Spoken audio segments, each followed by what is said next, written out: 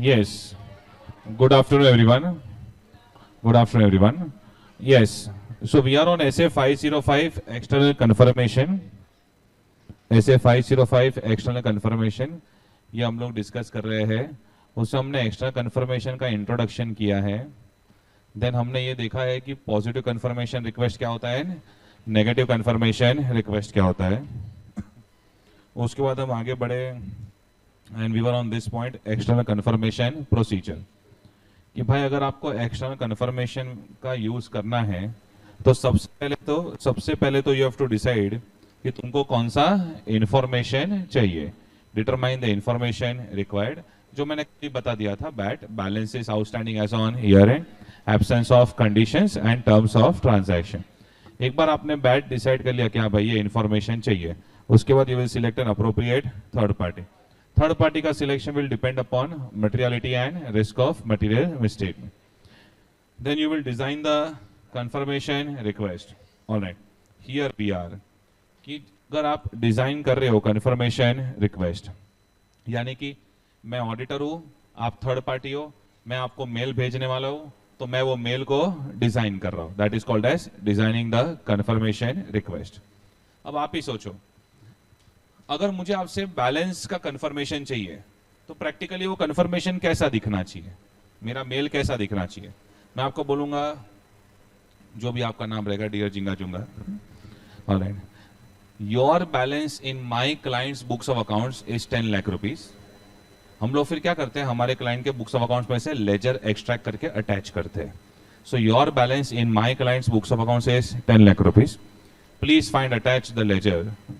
Alright, we request you to confirm this balance and also share the ledger of my client in your books of accounts. तेरा laser मेरे client के books of accounts में जो है वो attach किया है. अब मेरे क्लाइंट का लेजर जो तेरे बुक्स ऑफ अकाउंट्स में हो तो भी अटैच कर दे. ऑलराइट, तो मैं वही सिखा रहा हूं आपको कि भाई हमको क्या लिखना है विल डिपेंड अपॉन मैटर क्या है. विल डिपेंड अपॉन मैटर क्या है. ऑलराइट, सो ये फैक्टर्स टू बी कंसिडर्ड जो है ना, factors to be considered, ये मैं आपको टेक्स्ट बुक से पढ़ा रहा हूं अभी. Everyone over here, please come two point number 5. SA 505 point number 5. What is the page number? 61. Okay. External confirmation procedure. When using external confirmation procedures, auditor shall maintain control over external confirmation requests, including first, determining the information to be confirmed; second, selecting the appropriate confirming party; third point पे हम लोग designing the confirmation request, including determining that request. अच्छा सुनो, अभी हम किसी को mail लिख रहे हैं तो अपने को एड्रेस तो बराबर डालना पड़ेगा ना, जो भी ईमेल एड्रेस. अगर पेपर फॉर्म में लिख रहे हैं तो उनका जो भी फिजिकल एड्रेस है वो बराबर डालना पड़ेगा. Determining that requests are properly addressed. Please underline that properly addressed.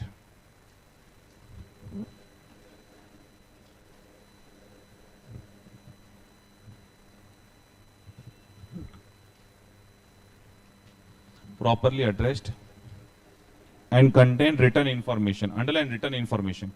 मैं उनको बताऊंगा कि ये वाले एड्रेस पे मुझे रिप्लाई चाहिए, because external confirmation should be direct written response. For responses to be sent, underline this, directly to the auditor. सब जगह लाइन मत मारो, मैं बोलूं उतनी मारो. Directly to the auditor. Okay. The design of a confirmation request may directly affect the confirmation response rate.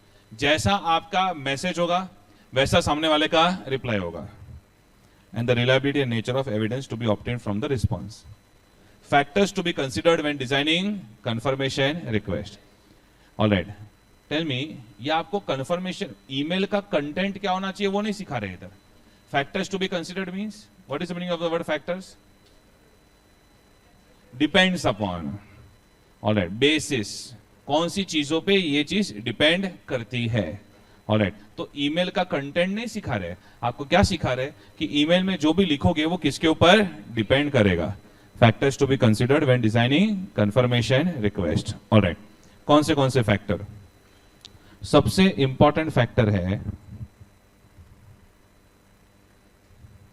Assertions being addressed, कि तुम्हारा सब्जेक्ट मैटर क्या है। तुमको बैलेंस कंफर्म करना है, तुमको कॉन्ट्रैक्ट के टर्म्स कंफर्म करने हैं, तुमको कोई ट्रांजैक्शन कंफर्म करना है, तुमको कंफर्म क्या करना है, subject matter, assertions being addressed.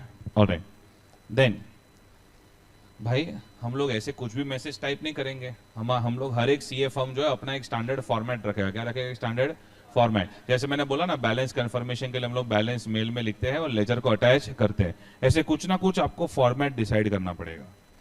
Layout and presentation, layout and presentation. फिर कल ही मैं प्रैक्टिकली सिखा रहा था कि अगर आपको टाइम टू टाइम रिप्लाई चाहिए और फास्टर रिप्लाई चाहिए, तो आपको कंफर्मेशन का जो आप मेल भेजते हो, कंफर्मेशन रिक्वेस्ट, उस पे मैनेजमेंट का ऑथराइजेशन लगता है। Alright, so one point on management's authorisation, because that will encourage third parties to reply faster. कुछ तो मैनेजमेंट की तरफ से या तो ऑथराइजेशन जाना चाहिए, या तो कुछ तो एनकरेजमेंट जाना चाहिए, so that third parties reply faster. Okay, and then सुनो भाई, अगर आप मुझे गुजराती में मैसेज भेजोगे, हिंदी, मराठी, इंग्लिश, तो मैं समझ जाऊंगा। आप मुझे अगर कन्नड़ में मैसेज भेजोगे तो मुझे गूगल ट्रांसलेटर यूज करना पड़ेगा, शायद मैं नहीं समझूंगा। ऑलराइट, सामने वाले की एबिलिटी के हिसाब से मैसेज टाइप करना चाहिए। Ability of the intended confirming party to confirm और प्रोवाइड द रिक्वेस्टेड इंफॉर्मेशन। ये प्रैक्टिकल लाइफ पे कैसा होता है बताता हूं। तुमने सिंगल एंट्री चैप्टर सुना है? काफी सारे डेटर्स क्रेडिटर्स जो होते हैं वो खाली ऐसे सिंगल एंट्री रिकॉर्ड्स रखते हैं, अनऑर्गेनाइज रिकॉर्ड्स। आप लेटर से आप कोई बड़ी कंपनी का ऑडिट कर रहे हो, और लेटर से पार्ले इंडस्ट्रीज, उसका आप ऑडिट कर रहे हो। अब पार्ले इंडस्ट्रीज का जहां जहां माल जाता है वो तो बहुत अनऑर्गेनाइज सेक्टर है। ऑलराइट, बिजनेस बड़ा है, लेकिन मोस्टली वो जो रिटेलर्स, होलसेलर्स, डिस्ट्रीब्यूटर्स, वो मोस्टली कैसे रखते हैं?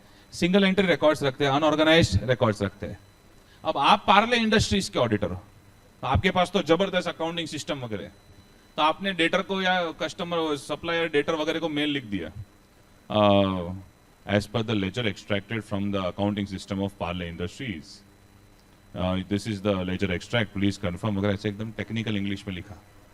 सामने वाले का जवाब आएगा hashtag percentage asterisk mark, hashtag percentage asterisk mark.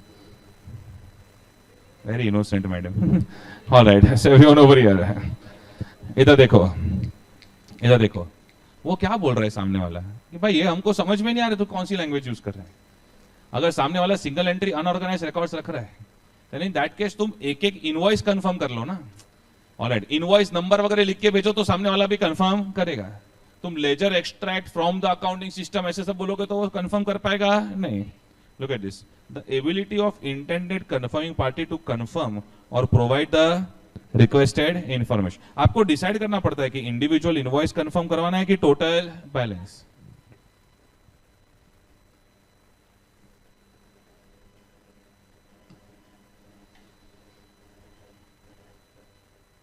देखो, मैंने आपको पहले भी बोला हुआ है, या पता नहीं पहले बोला हुआ है कि नहीं बोला हुआ है, कि I think I have said this, कि आप सबवे का सैंडविच खाओ और आलू स्लाइस खाओ तो भाव अलग होता है ना।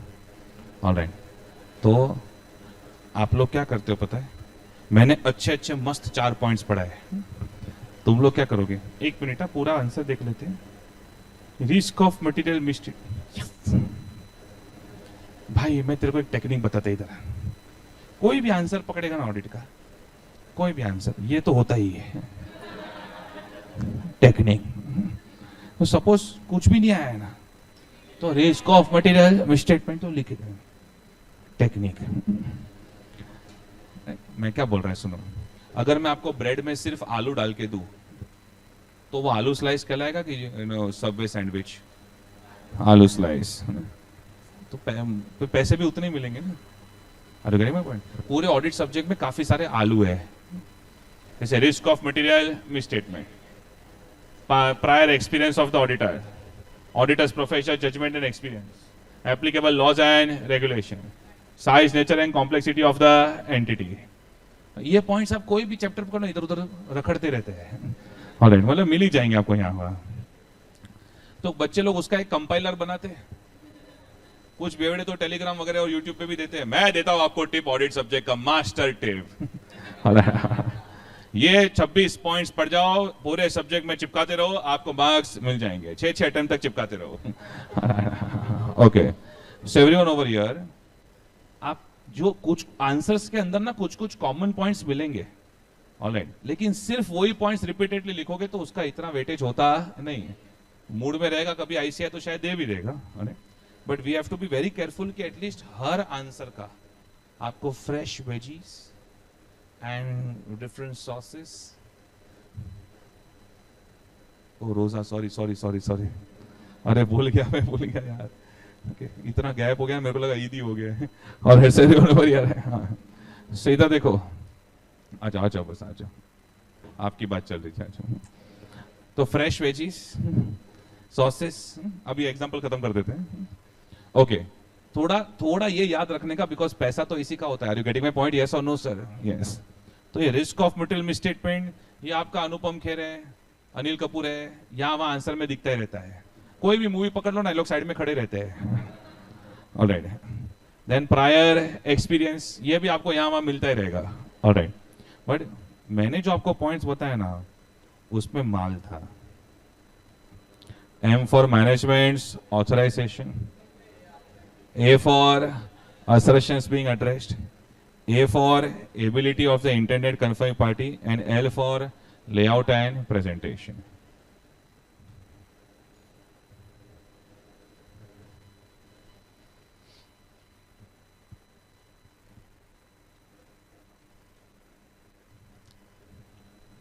Done?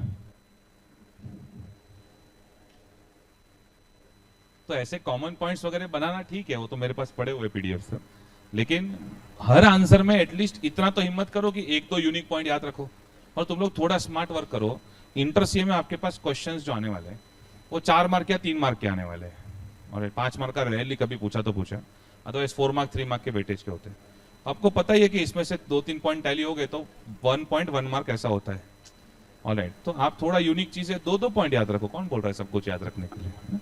ऑलराइट, अभी ये याद रह गया तो अलग बात है, तो अभी डिलीट मत करना, अरे कैसे याद रह गया यार, ऑलराइट। बट अगर कोई टेक्निकल, बहुत ही टेक्निकल कंटेंट आता है तो टेंशन नहीं लेने का, खाली हर कंसेप्ट का कंसेप्चुअली सब कुछ समझने का, लेकिन बायहार्ट वाला प्रेशर नहीं लेने का। 2 पॉइंट पर कंसेप्ट भी याद रखोगे ना, that is the formula for examination. Am I clear with this? Yes, okay. So everyone over here, factors to be considered in designing the confirmation request.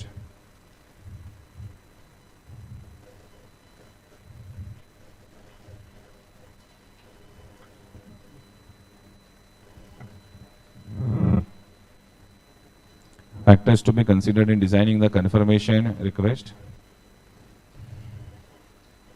सब एक दूसरे की नोट्स में कंफर्म कर रहे हैं कि कैसे लिखना है।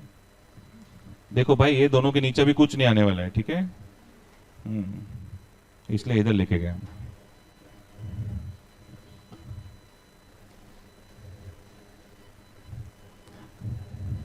मेरे सब्जेक्ट में बहुत मजा आता है, लेफ्ट हैंड साइड वाला बच्चा राइट हैंड साइड देखता है, राइट हैंड साइड वाला लेफ्ट हैंड साइड, दोनों को पता नहीं होता करना क्या है, right? M for management's authorization.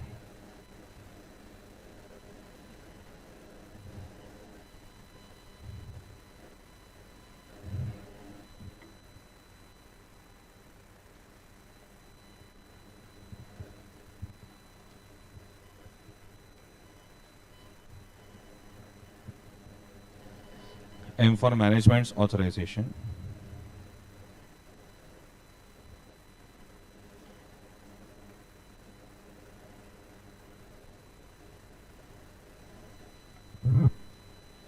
A for assertions being addressed.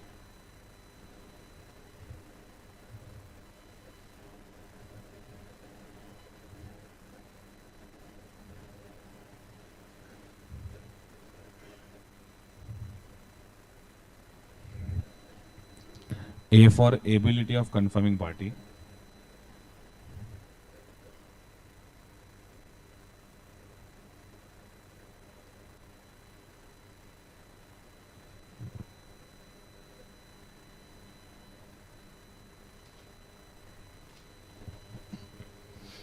L for layout and presentation.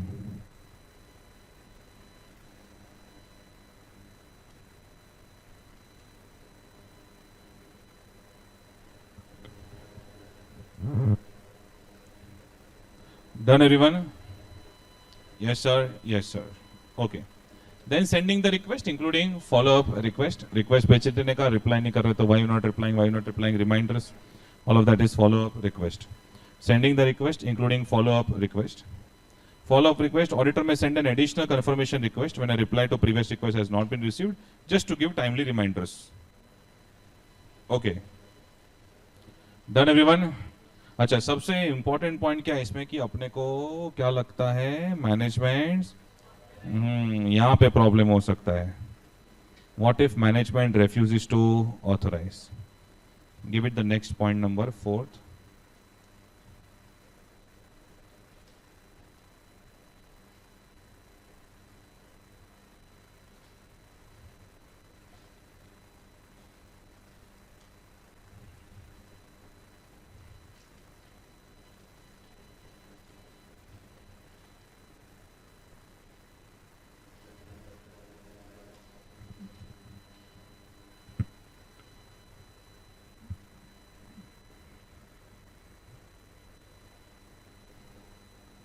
What if management refuses to authorize the confirmation request?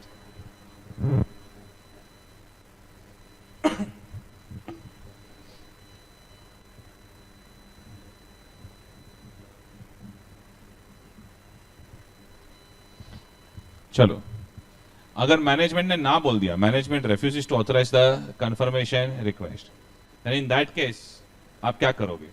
Management ने बोला no auditor, no I can not allow you to send this email, no sorry. क्या करोगे आप? हाँ, explanation, reasons, very good.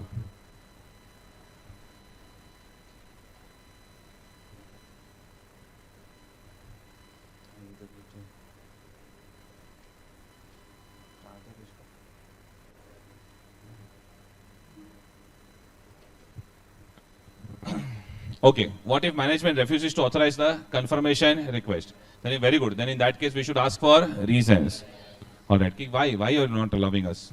तो management ने बोला सुनो, वो जो डेटर, वो जो क्रेडिटर है ना, क्रेडिटर, उसको आप ईमेल भेजोगे ना, उसको याद आ जाएगा कि उसको मेरे से पैसे लेने हैं. वो भूल चुका है. तो उसको आप ईमेल भेजोगे ना तो उसको याद आ जाएगा कि मेरे से पैसे लेने हैं, एंड पूरा मेरा कैश फ्लो डिस्टर्ब हो जाएगा.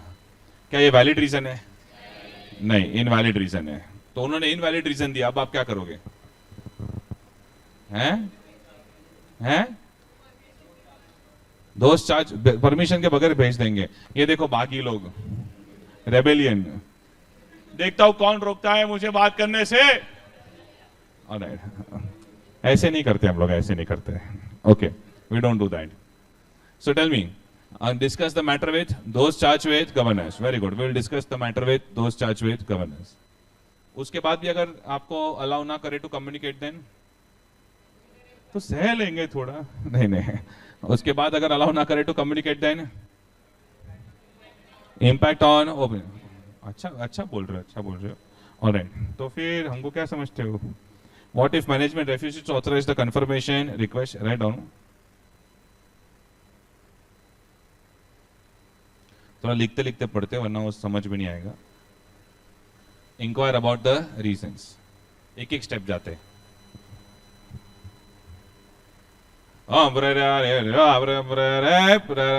चालू करना भाई. Inquire about the reasons. इतना लाइव लेक्चर में इतना स्लो मोशन मूवमेंट दिया उसने. Inquire about the reasons. Okay,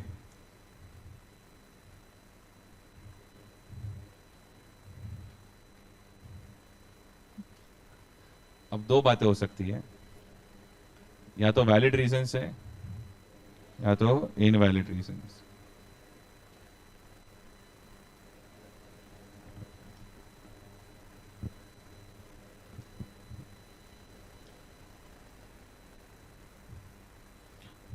अगर इनवैलिड रीजंस है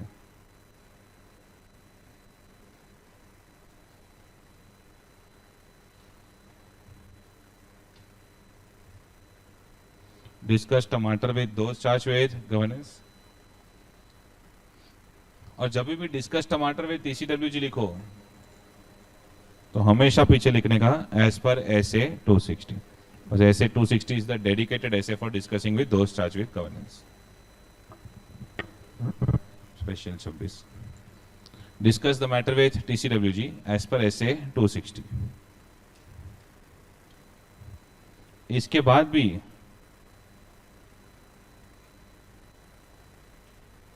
if auditor is not permitted to send the confirmation request, then what are you going to do? Consider impact on audit opinion. ऐसे करोगे तो मुझे डांटने का मौका ही नहीं मिलेगा फिर। आप देखना नहीं चाहते मैं कैसे डांटता हूं?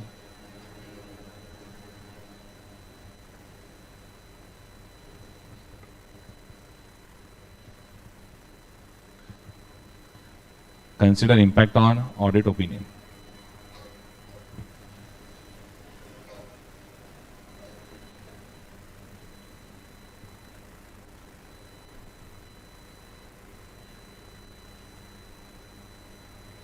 As per SA 705, ये क्या क्रिएट हो चुका है? Limitation on scope of audit इन्होंने जानबूझ के क्रिएट किया है। imposed by management and those charged with governor, इन्होंने जानबूझ के लोसा क्रिएट किया है।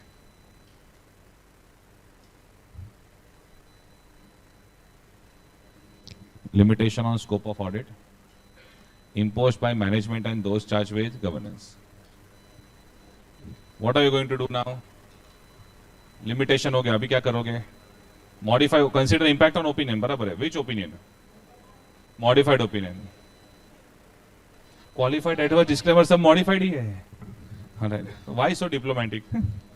Alright, which opinion? क्वालिफाइड और unable to form an opinion disclaimer. क्यों क्वालिफाइड? समझो मैडम एक ही डेटर है जिसको हमने 100% सेल्स किया है, उसी के पास से कंफर्मेशन नहीं मिल पा रहा है, तो फिर एडवर्स हो जाएगा, यस और नो सर? मिल गया, डांटने का मौका मिल गया। Alright everyone, come to concept number 7। होगा होगा, एक लेक्चर लगेगा वापस लाइन में आने में, don't worry. Please come to concept number 7।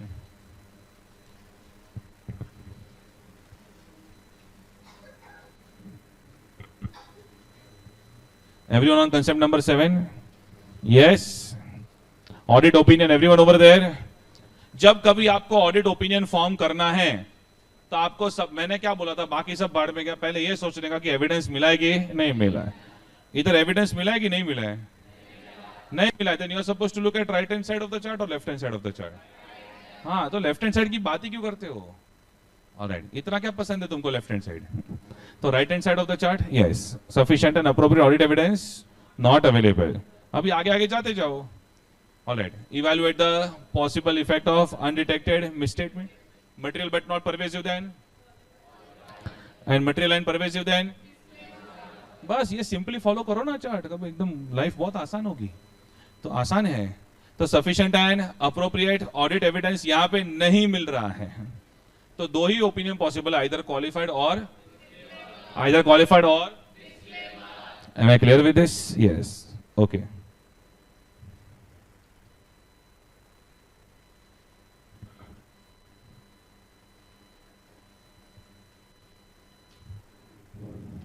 अच्छा, यहां तक टेक्स्ट बुक में नहीं लिखा है। मैं सोचता हूं कि एमसीक्यू में लोग आगे लेके गए, तो आप अगर समझो ब्रीफ आंसर लिख रहे हो तो मॉडिफाई ओपिनियन करके छोड़ दिया तो भी चलेगा। हाँ, तो ऐसा कुछ बोलो नहीं। ओके, चलो। मैनेजमेंट ने आपको बोला कि auditor you can not send this email because हमारा लीगल डिस्प्यूट चल रहा है थर्ड पार्टी के साथ यार। ऑलराइट, तो वैलिड रीजन है। क्यों वैलिड है? लीगल डिस्प्यूट जब चलता है तो सिर्फ लॉयर बात करते हैं एक दूसरे से। आपका हुआ है लीगल डिस्प्यूट कभी? नहीं, होगा शादी के बाद। लुक एट दिस, अगर वैलिड रीजंस है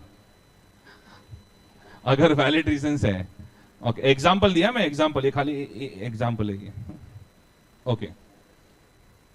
देन इन दैट केस अब वो डेटर से तो बात नहीं कर पाएंगे, कहना ऐसे दूसरे डेटर से बात कर लेंगे, यस और नो सर, हमको तो बात करने के लिए कुछ नहीं, नहीं नहीं ऐसा, एविडेंस तो वही डेटर का चाहिए। अल्टरनेट ऑडिट प्रोसीजर्स मतलब अभी लिख के बात नहीं कर पा रहे तो फोन पे बात कर लेंगे, यस और नो सर, नहीं नहीं, ओ बाबा ये सर क्या बोल रहे हो यार, ऑल्टरनेट ऑडिट प्रोसीजर्स अभी उससे बात नहीं करना है। अब जो भी उसका लेजर वेजर जो भी है, उसमें से जो भी डॉक्यूमेंट्स मिले, इनवॉइसेस, ऑलराइट, उससे जो पेमेंट आया रहेगा, वो गुड्स डिस्पैच जो रहेगा वो, ऑलराइट, उससे काम चलाओ।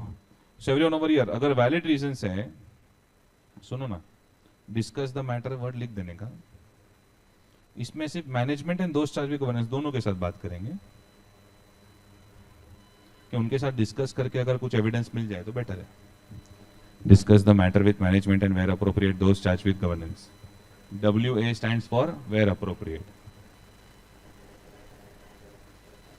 ये लाइन है ना, बिंदास लिख देने का, मस्त फिलर लाइन है एकदम।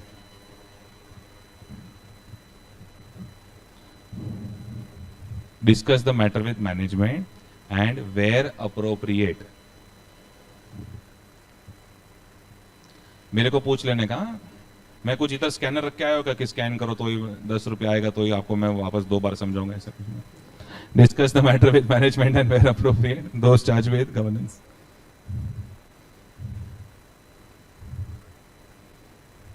एक डाउट का 10 रुपये रखने चाहिए।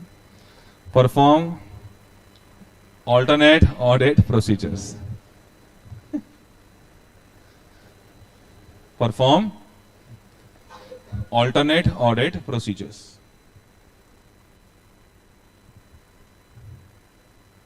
एग्जाम्पल, लेजर देख लो,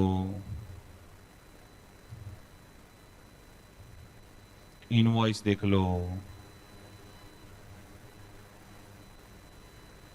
बैंक स्टेटमेंट देख लो,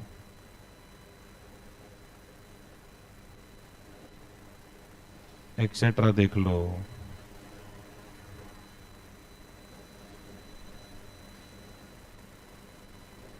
परफॉर्म ऑल्टरनेट ऑडिट प्रोसीजर्स। इसके बाद भी if sufficient and appropriate audit evidence is not available,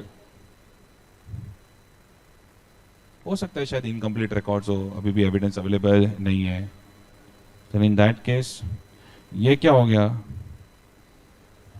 limitation on scope of audit due to circumstances. इसमें सब कोऑपरेट कर रहे हैं आपके साथ, but you are not satisfied with the evidence. Limitation on scope of audit due to circumstances.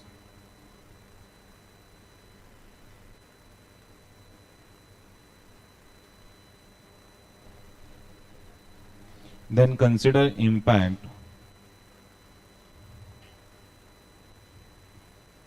on audit opinion.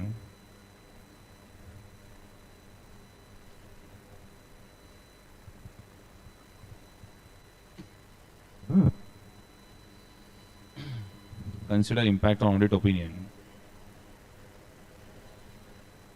as per SA 705. Again evidence नहीं मिला है, हैज टू बी क्वालिफाइड और डिस्क्लेमर। बट टेल मी, अगर आपको ऐसे basics याद हो तो ये वाला जो साइड है पूरा इनवैलिड रीजंस वाला जो साइड है, ऑलराइट, इसमें एक और लाइन लिख सकते हैं, छोड़ के भी जा सकते हैं। Alright, consider implications on other aspects of audit including withdrawal from the engagement, वो लाइन भी लिख सकते हैं, यस और no sir, yes sir, okay.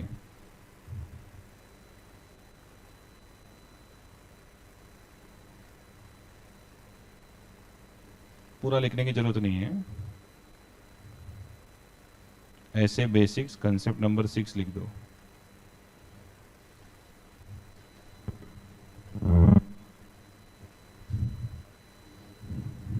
Consider implications dot dot dot dot dot ऐसे basics concept number 6।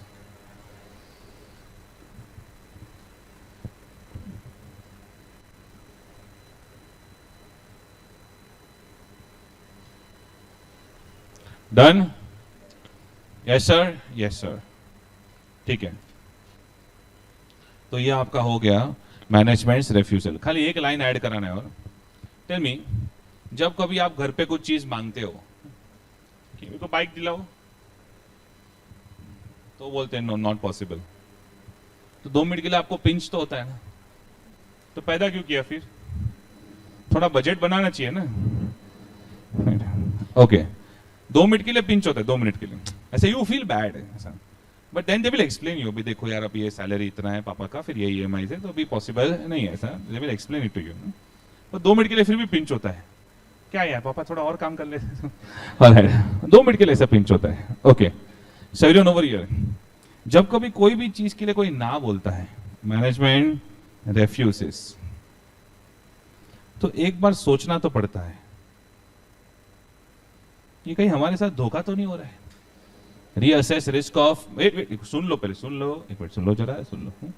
Reassess risk of material misstatement, खास करके Marwari families में लड़के लोग को सब चीज के लिए ना बोलते हैं। फिर पता नहीं शादी में अचानक से 1.5 करोड़ रुपए कहां से निकलता है। Alright, reassess risk of material misstatement. Marwari शादी प्लीज मेरे को बुलाने का, 2 दिन बुका रह के भी आएगा मैं। Reassess risk of material misstatement, ऐसा नहीं 101 रुपया देगा भी तुमको मैं। अरे हाँ, तो ठीक है ना, टीचर का इतना ही होता है अभी। इंक्लूडिंग फ्रॉड रिस्क, ओके, शायद फ्रॉड रिस्क भी हो सकता है। I know you will become more alert, 2-3 बार आपको ना बोलेगे ना, फिर आप अलर्ट हो जाओगे। फिर आप ऐसे करके कुछ तो बोलोगे, रिक्शा वाले को बोलोगे चलो अंकल एक मिनट, रिक्शा चलाना है, आपको रिक्शा उल्टा कर देना है, ठीक है, ताकि मैं घर पे बता पाऊँ कि पब्लिक ट्रांसपोर्ट सेफ नहीं है, ताकि मुझे कुछ मिले यार। Alright, so reassess risk of material misstatement, including fraud risk, and you may alter, auditor may alter the nature, timing, and extent of further audit procedures. I repeat. जब कभी management ना बोलता है ना, तो हमेशा ये कॉमन लाइन याद रखो, हर ऐसे में काम आएगा। That boss, you need to reassess ROMM, including fraud risk, and auditor may, जरूरी नहीं है कि हम अल्टर करेंगे, auditor may alter the nature, timing and extent. आप क्या करोगे, कब करोगे, कितना करोगे, ये सब में अल्टरेशन आ सकते हैं of further audit procedures. हाँ, फिर वैलिड रीजन होते हैं तो हम थोड़े शांत हो जाते हैं, पर एटलीस्ट 2 मिनट के लिए सोचना तो पड़ेगा। Am I clear with this? Yes. Management refuses word पे अंडरलाइन करो, उधर जगह रहेगा तो उधर ही लिखेंगे, या तो फिर एस्ट्रिक में करके नीचे किधर लिख देंगे। मैं लाइन को डिक्टेट करता हूं बिकॉज बहुत खिचड़ी में लिखा है। ऑडिटर शैल रीअसेस ROMM, समझ रहे हैं, very emotional moment for me. Auditor shall reassess ROMM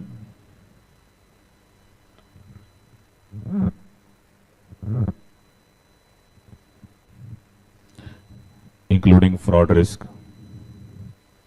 reassess ROMM, including fraud risk, and auditor may alter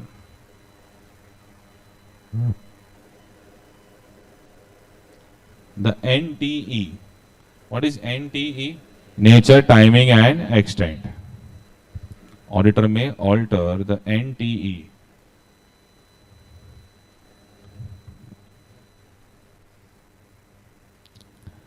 Nature, timing and extent of further audit procedures. Nature, timing and extent of further audit procedures.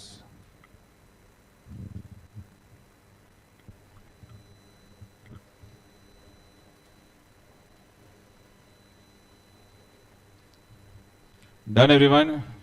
Yes sir, yes sir. Okay. तो ये हो गया आपका management refuses वाला पूरा paragraph. एक बार जरा देख लेते हैं इधर टेक्स्ट बुक से। Management's refusal to allow the auditor, point number 6, management's refusal to allow the auditor to send a confirmation request.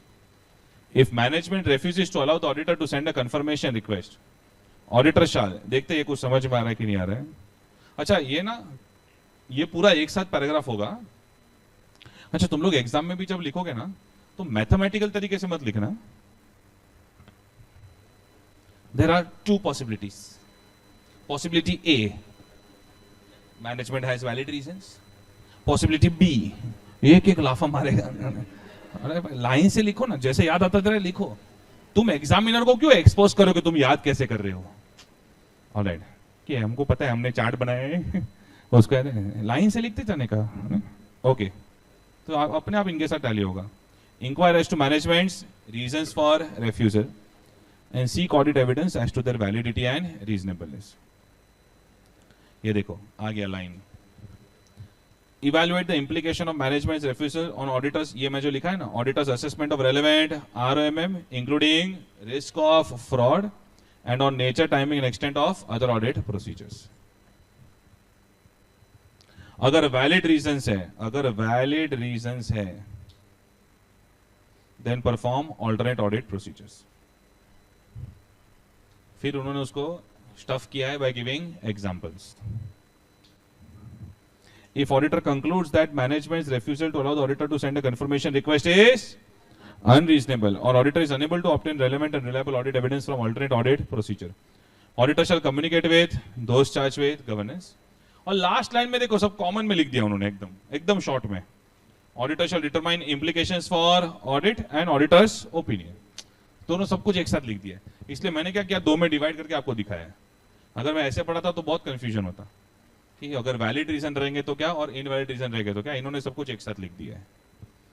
तो सर हम लोग आपकी नोट से लिखे तो चलेगा? यस, बिकॉज मेरी नोट्स इसमें ज्यादा डिटेल्ड है. ऑलराइट, मैंने आपको दोनों पॉसिबिलिटी करके दिखाया है. ओके, सो यू कैन बिंदास right notes over here.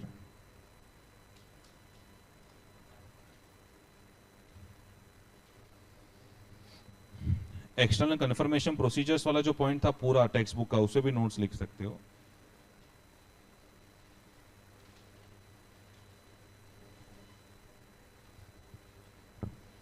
Alright, पर चलो गंदी बातें बहुत हो गई कि मैनेजमेंट ने ना बोला तो क्या ना, थोड़ा भी अच्छी बात है. मैनेजमेंट ने हाँ बोला, जाओ जाओ बिंदास मेल सेंड करो, उसमें क्या ऑडिटर आपके थर्ड पार्टी से. ओके, इधर देखो, wait wait Tommy wait. Let us say management allows auditor to send the confirmation request. All right, अब दो बातें हो सकती है. ऑडिटर ने या तो पॉजिटिव कंफर्मेशन रिक्वेस्ट भेजा होगा, या तो पॉजिटिव कंफर्मेशन रिक्वेस्ट भेजा होगा, या तो नेगेटिव कंफर्मेशन रिक्वेस्ट भेजा होगा. मैं ऑफिशियली आपको क्या पढ़ा रहा हूं पता है?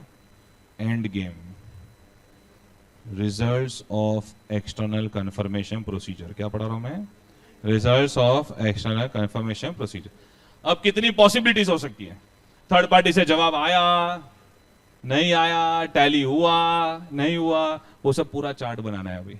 Alright, write down please.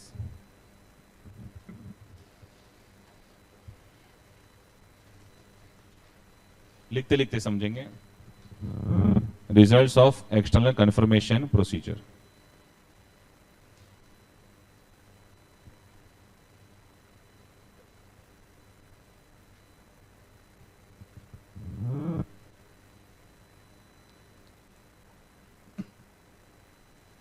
Management allows auditor to send a confirmation request.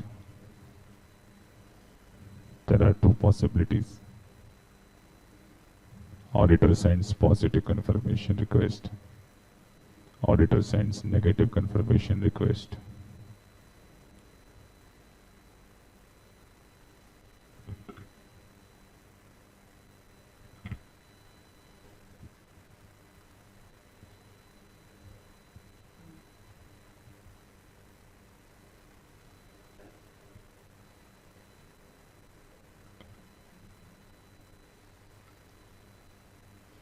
Positive confirmation request, negative confirmation request. Okay.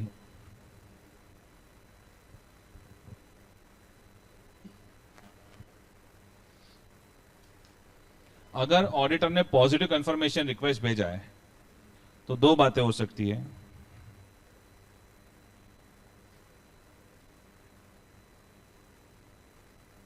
या तो रिस्पॉन्स रिसीव्ड या तो नो रिस्पॉन्स। सामने वाले का जवाब आया या तो नहीं आया।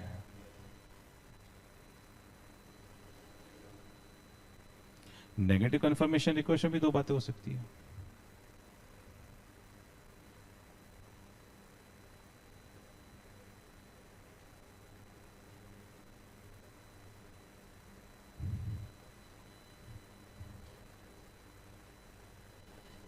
या तो रिस्पॉन्स रिसीव्ड या तो नो रिस्पॉन्स।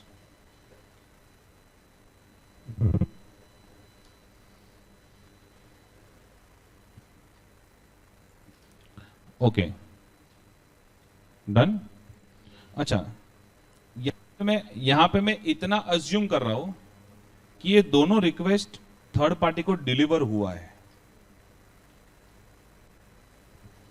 ये दोनों रिक्वेस्ट थर्ड पार्टी को डिलीवर हुआ है। कभी कभी वो चिट्ठी वापस भी आती है ना, या तो ईमेल बाउंस हो गया, वापस आ गया, सेंड ही नहीं हुआ।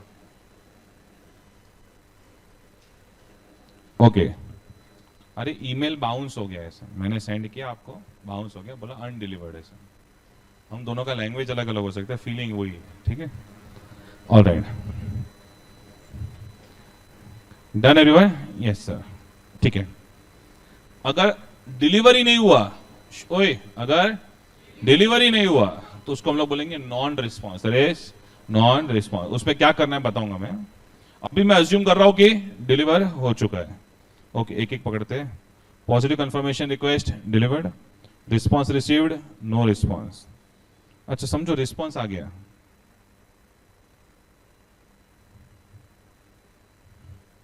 उससे भी दो बातें हो सकती है। हाँ, टैली हुआ नहीं हुआ वगैरह नहीं, वो तो बहुत आगे की बात है। रिप्लाई आया नहीं आया, जो वही तो है, रिप्लाई आ गया। ऑलराइट, चलेगा चलेगा, don't worry, I am happy that you are thinking. Okay, मेरी बारी, मेरी या पहले तो कंप्लीट रिस्पॉन्स है कि इनकम्प्लीट रिस्पॉन्स है? सामने वाले का रिस्पॉन्स आ गया, बोला ओके ओके, ये क्या करो ओके का मैं ये। Alright, so response received, weather it is a complete response और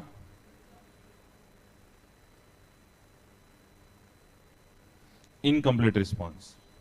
सुनो ना, इनकम्प्लीट रिस्पॉन्स हो या नो रिस्पॉन्स हो, आपको खाली वो करे चैट करते वक्त, या चैट ही ना करे, वो दोनों एक ही है ना। आपने बोलते इससे अच्छा सो जा, बात ही मत कर, हट। ओके, सो नो रिस्पॉन्स या इनकम्प्लीट रिस्पॉन्स, ये दोनों मेरे लिए क्या है? Non response. कितना नॉन रिस्पॉन्सिव है। ओके, दोनों मेरे लिए क्या है? Non response. दोनों मेरे लिए क्या है? Non response. Okay, but listen to me, every एक मिनट मैं बोलेगा कि कॉपी करो, छू, तभी छूनेगा, है ना? ओके, मैं क्या बोला सुनो, every no response is not a non response. Sir ये क्या है, कच्चा पड़ पक्का? जैसे नेगेटिव कंफर्मेशन रिक्वेस्ट में अगर जवाब नहीं आया तो मैं खुश हूं ना। अगर तेरी ना हो तो ही जवाब देना, वरना तेरी चुप्पी में तेरी हाँ समझ लूंगा। अगर जवाब नहीं आया तो मैं तो खुश हूं ना। All right, so no response over here means there is no disagreement. Setting चालू, there is no disagreement. Am I clear with this? Yes, okay. So इसलिए मैं बोल रहा था every no response, every what, भाभी भाभी मिल गई, बस तू दूसरों की भाभी देखता रहे। इधर देखा, एवरी, खुद का करो बेटा कुछ। ओके सर, है ओके ओके, बस आगे नहीं बोलने का, कुछ राज ही रहने चाहिए।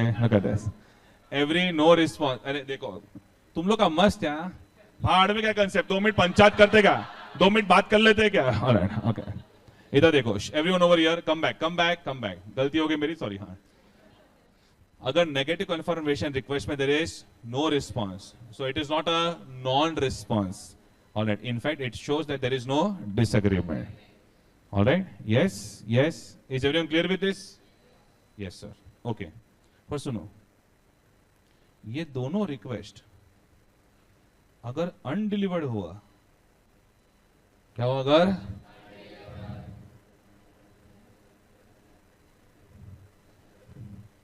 Then it is a non response. Alright, तो नॉन रिस्पॉन्स किसको किसको बोलेंगे?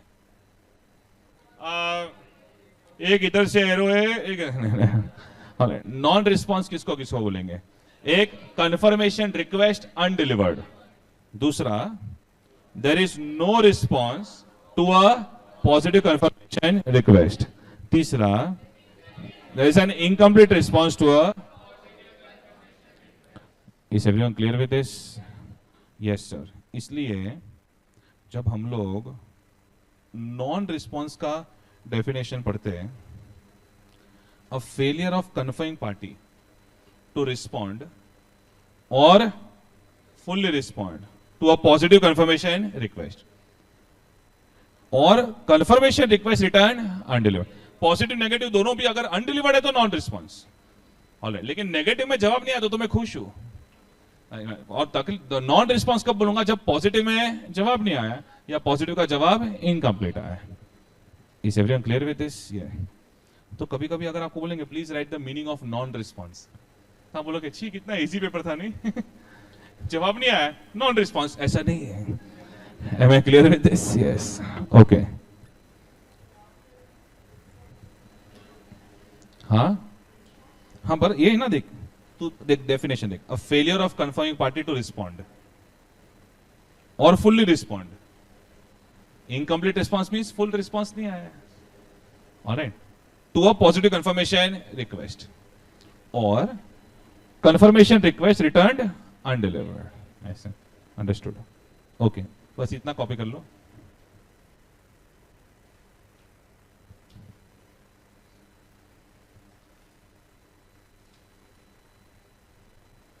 लिख लिया?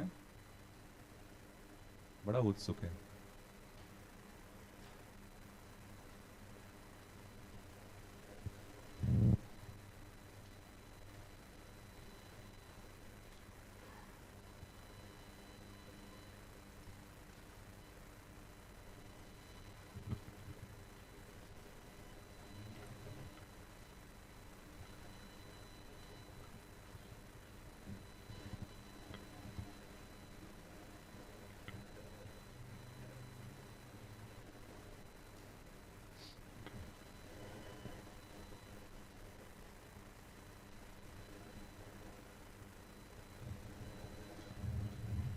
डन? Yes yes. चलो भाई,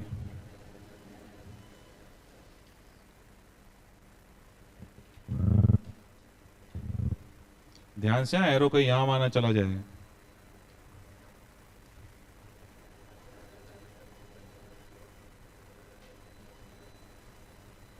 ओके, चलो इधर देखो. डन. अगर रिस्पॉन्स रिसीव्ड है, इधर अभी ये वाला पॉइंट पर ध्यान देते हैं. रिस्पॉन्स रिसीव्ड है and it is a complete response. अब बता, अब नेक्स्ट स्टेप क्या होगा? अब हम टैली करेंगे बुक्स ऑफ अकाउंट्स के साथ कि भाई कंपेयर करेंगे वेदर टैली हो रहा है कि नहीं हो रहा है. यस और नो सर? नो. उसने तो भेजा ही है ना, वो अग्री करेगा कि डिस करेगा? वही हुआ ना. मैं वही बोल रहा हूं. देख, मैं वही बोल रहा हूं, तू भी वही बोल रहा है, हम सब घूम फिर के ये वही बोल रहे हैं कि मैंने कन्फर्म. थोड़ा प्रैक्टिकली बात करते हैं. मैंने ईमेल भेजा था कि आपका बैलेंस 5 लाख रुपीज है, प्लीज कंफर्म. उसने भी बोला yes our balance is 5 lakh rupees, और लेजर एक्सट्रैक्ट हो गया, एक्सचेंज हो गया. तो अभी टैली हो गया उसने. तो मैं वही बोल रहा हूं कि हम लोग का वही स्टेप होगा ना कि उनका जो ईमेल है वो हमारी बुक्स ऑफ अकाउंट के साथ हम लोग टैली करेंगे, बराबर ना? ऑलराइट, लेकिन समझो एक ट्रेजेडी हो गई. आपने ईमेल भेजा था suresh@gmail.com को, रिप्लाई आया फ्रॉम rocky@gmail.com. तुमको समझो अगर ईमेल आता है किसी का, you have von a lottery of 400 crore, तुम भरोसा करते हो उसके ऊपर? नहीं, पूरा कंप्लीट रिस्पॉन्स है, डोंट वरी। अरे फिर भी नहीं हट, ऐसा हम लोग को सर इतना भरोसा है ना हमारे नसीब पे। ओके, तो मैं वही बोलता हूं, मेरी बात सुनो। जस्ट बिकॉज किसी का मेल आया तो खुश मत हो जाओ इतना, देखो कि वो रिलायबल है कि नहीं है। बिकॉज हम लोग क्या बोलते हैं, I need to obtain sufficient and appropriateness means quality of information, quality means relevance and reliability. तो चलो मेल तो आ गया, it has to be reliable. Alright,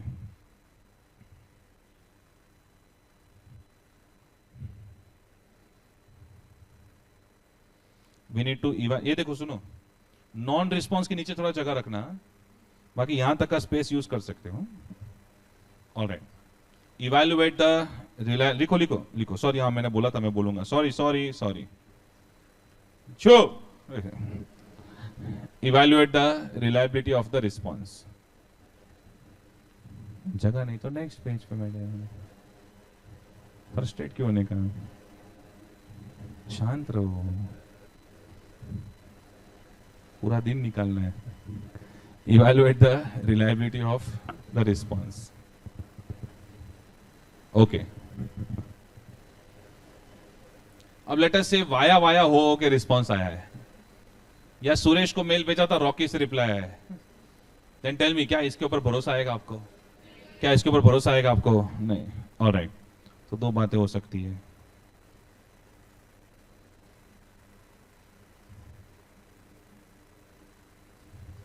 या तो रिलायबल रिस्पॉन्स है। अच्छा, सब लोग खाली ये सोच रहे हैं कि जगह मैनेज कैसे करें। ऑलराइट, ठीक, क्लियरली पता चल रहा है, इसके नीचे थोड़ा जगह रखना है, इसके नीचे रखना है, इसके नीचे रखना है, बाकी ये वाला अलाइनमेंट यूज कर सकते हैं। ऑलराइट, रिलायबल रिस्पॉन्स, इंचो जैसे मैं लिख रहा हूं वैसे, ये देख चुटकी, ये देख, इधर जगह रखना है, इधर जगह रखना है, इधर नहीं रखना है। Okay, reliable response, unreliable response, done. देखो, अगर तुम मुझे जवाब ना दो ये चल जाएगा, पर तुम साला धोखा करो ये नहीं चलेगा। ऑलराइट, जवाब दे दो मुझे, और मेरे दोस्त लोग को पता है कि यार मुझे नमिता पसंद है, तो मैंने नमिता को मेल भेजा है, तो मेरे दोस्त ने नमिता का कोई मेल आईडी बनाया है,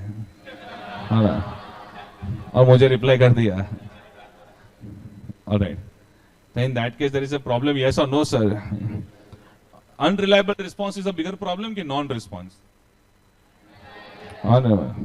ऐसा धोखा किया, I need to reassess ROMM.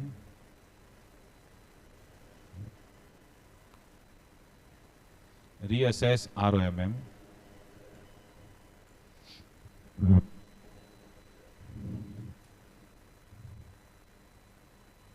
Consider fraud risk.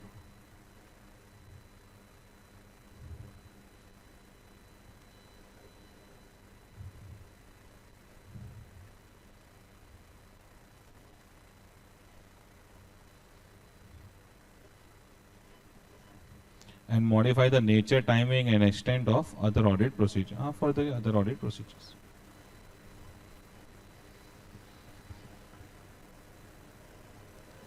अब मैं वो दोस्त लोग के साथ केयरफुल रहूंगा।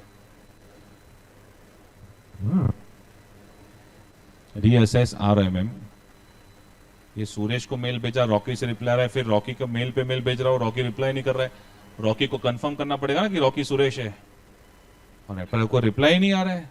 मैंने सुरेश से कंफर्म किया, बोलता मेरा तो रॉकी नाम का कोई आईडी ही नहीं है। मैं बोला ये रॉकी कहां से निकला था? Reassess ROMM, consider fraud risk and modify the nature, timing and extent of other audit procedures. Alright, I'll have to be more alert in this audit. Am I clear with this? Yes or no, sir? इसका मतलब कोई ना कोई तो आपको घुमाने की try कर रहा है, so you have to be more alert. Okay. Let us say जवाब आया, सुरेश को मेल भेजा था, सुरेश से जवाब आया, सुरेश से टेलीफोनिक भी कंफर्म कर लिया कि हाँ ये उसी का मेल है, so don't worry, it is a reliable response. मैंने भेजा था कि भाई 5 लाख रुपीस तेरा बैलेंस है, सुरेश ने बोला no my balance is 4 lakh rupees. तो tell me, is it a reliable response? सुनो मैडम, आप मेरा सवाल समझो। लेट अस से पुलिस को प्रूफ मिल गया कि कल रात को जो मर्डर हुआ था उसमें चाकू मैंने यूज किया था, ऑलराइट, तो मैं इंसान बुरा हूं, लेकिन एविडेंस तो रिलायबल है ना। Are you getting my point? Okay, तो जस्ट बिकॉज कोई चीज टैली नहीं होती इसका मतलब ये थोड़ी कि एविडेंस बुरा है। सुरेश का मेल आया, ऑलराइट, सुरेश से ही आया और सुरेश बोल रहा है 4 लाख रुपए, ऑलराइट, मैं बोल रहा हूं 5 लाख, ऑलराइट, तो एटलीस्ट वो सुरेश का मेल रिलायबल तो है।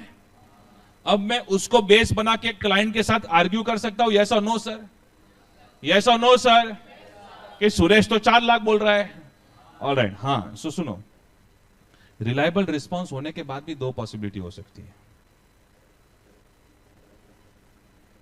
Either there is no disagreement,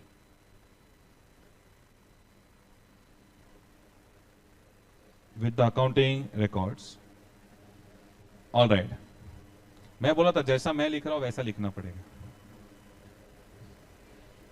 all right, wait, इधर देखो, इस वक्त इस क्लास का मुद्दा यही है कि जगह है कि नहीं नोट्स पे, all right, इधर देखो, या तो there is a wait disagreement with the accounting records. अगर डिसएग्रीमेंट है विद द अकाउंटिंग रिकॉर्ड्स, अगर टैली नहीं हो रहा है तो अब क्या करोगे? Discuss the matter with the management, बराबर, और क्या?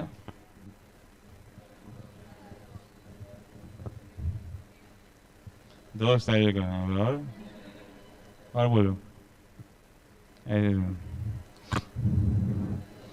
मैं क्या बोल रहा है, अगर सुरेश का मेल आया है और वो 4 लाख बोल रहा है और कंपनी के बुक्स ऑफ अकाउंट्स में 5 लाख है, दैट मीन्स कहना इसे कंपनी से रेक्टिफाई करवाना पड़ेगा, यस और नो सर, यस और नो सर, वेरी बात, वेरी गुड।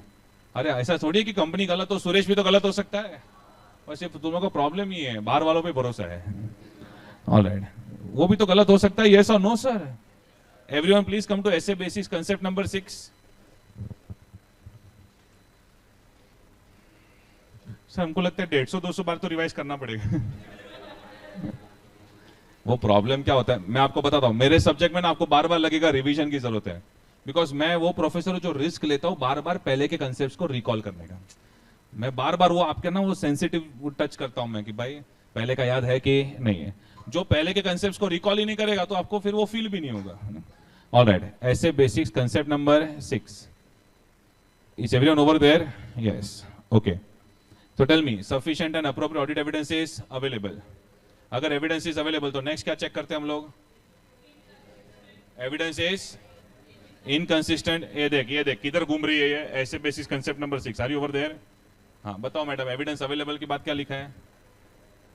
हाँ बराबर, if evidence is inconsistent then perform additional audit procedures. Am I clear with this, yes और नो सर? तो मैं वो कौन बोलेगा जब मैं बोलता हूं डिसएग्रीमेंट, जब मैं क्या बोलता हूं यानी एविडेंस इज, यानी टैली हो रहा तो विल हैव टू परफॉर्म। हाँ एक ही लाइन बोल रहे, discuss the matter, discuss the matter, एकदम ऐसा below poverty line answer.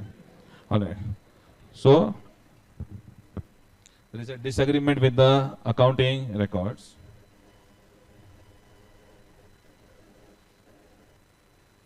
Wait, then we'll have to perform additional procedures to conclude whether it is कि मेरी क्लाइंट की बुक्स ऑफ अकाउंट्स में गड़बड़ है कि डेटर गलत है, whether it is a misstatement or not, because every inconsistency is not a misstatement. Am I clear with this? Yes sir. अभी लिखो, मैं क्या बोल रहा है, अनरिलायबल रिस्पॉन्स वाला लिख दिया है, हाँ reliable response.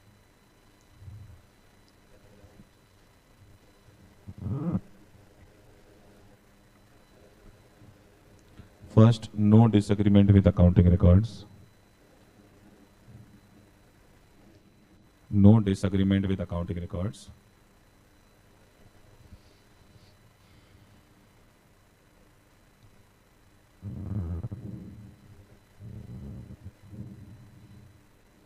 No disagreement with accounting records. Second, disagreement with accounting records.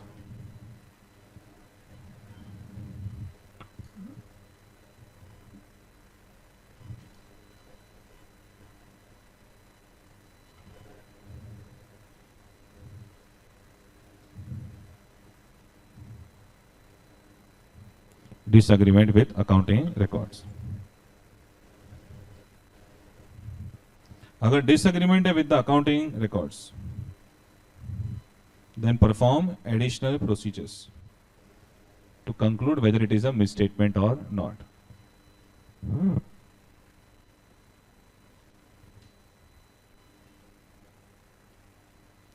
Perform additional procedures to conclude whether it is a misstatement or not.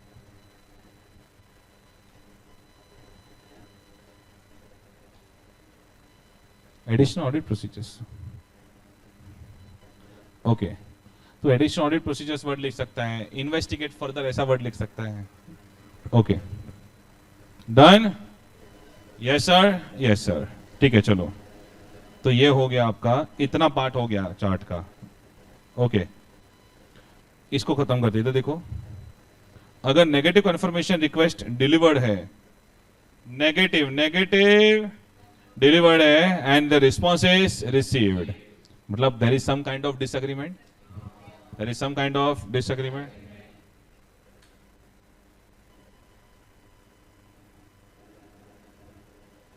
Disagreement with entities. Chew, write down.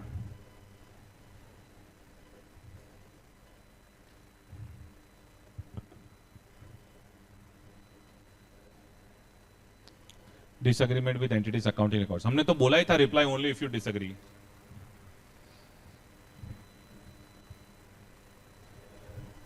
Disagreement with entities accounting records.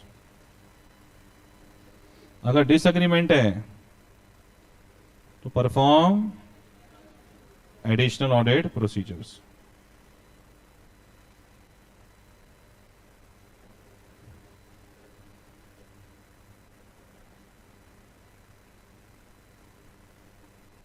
To conclude whether it is a misstatement or not. नहीं, no disagreement नहीं छोड़नी, बस खत्म हो गया ना madam. Disagreement नहीं, अभी लाइफ में खुश रहो ना. Alright, perform additional audit procedures to conclude whether it is a misstatement और नॉट.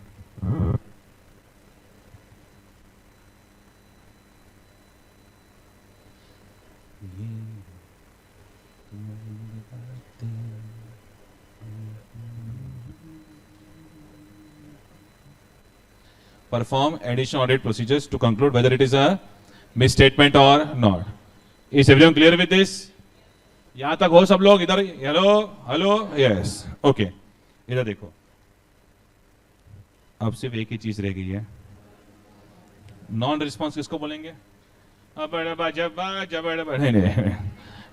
कंफर्मेशन रिक्वेस्ट अनडिलीवर्ड, या तो पॉजिटिव कंफर्मेशन रिक्वेस्ट का रिप्लाई नहीं है, तो it is incomplete response.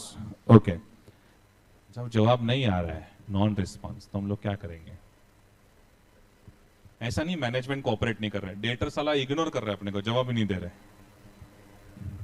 Can I say we will then take confirmation from another debtor, yes और no sir?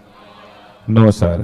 Then we are going to perform alternate, additional नहीं, alternate. Additional word नहीं लिखने का ना. ऑलराइट, एक रास्ते से मैं जा रहा था, वो रास्ता बंद है. ऑलराइट, तो जाना गोवा ही है. ओके, पर एक रास्ता बंद है, तो उसी में आगे जाएंगे क्या? तो एडिशनल वर्ड लिखूं कि alternate? Alternate audit procedures. Okay, पर सुनो, कभी लाइफ में आपके साथ ऐसा हुआ है कि आपने किसी को मैसेज भेजा, नॉर्मली वो मैसेज का रिप्लाई नहीं करेगा, तो थोड़ा वेट करोगे आप इन ऑल्टरनेट प्रोसीजर्स. लेकिन समझो कभी कभी ऐसा होता है कि आज अगर ये मैसेज का रिप्लाई नहीं आया ना, sometimes you become very desperate कि आज अगर ये मैसेज का impatient is the right word, आज अगर ये मैसेज का रिप्लाई नहीं आया ना तो खत्म, खत्म, इट्स ओवर। अरे आज मुझे जवाब चाहिए, मतलब चाहिए, एट एनी कॉस्ट जवाब चाहिए। आज अगर जवाब नहीं आया तो इट इज ओवर। ऐसा हुआ है कभी? हुआ रहेगा तो थोड़ी बताओगे इधर। ऑलराइट, पर ऐसा तो होता तो है, मेरे साथ तो हुआ है कि अगर आज जवाब नहीं आया तो खत्म। कभी कभी ऑडिटर के लिए कुछ कुछ फाइनेंशियल आइटम्स बहुत ही ज्यादा मटेरियल होती है, कुछ कुछ सिचुएशन एक्सेप्शनल होती है। कौन सी नल? एक्सेप्शनल। फॉर एग्जाम्पल, एक डेटर है, that debtor is 80% of the total debtors, all right, and 74% of the total sales. Then in that case, अगर वो डेटर से जवाब नहीं आया, अगर वो डेटर कोऑपरेट नहीं करेगा आपके साथ, ईमेल वगैरह पे जवाब नहीं देगा, तो चलेगा क्या आपको? चलेगा क्या आपको? नहीं, एग्जैक्टली। लेट अस से आप बायजूस का ऑडिट कर रहे हो, आपको पता ही है बायजूस का जूस खत्म हो चुका है, ऑल राइट। तो लेट अस से अगर आप बायजूस का ऑडिट कर रहे हो एंड बायजूस ने आपको, उनके सीईओ ने बोला actually we are planning to bounce back. मैं बोला पहले बैठ इधर। तो you are planning to bounce back, how? Actually we have contacted Al Habibi investors from Dubai, and Al Habibi investors are going to invest a very big amount.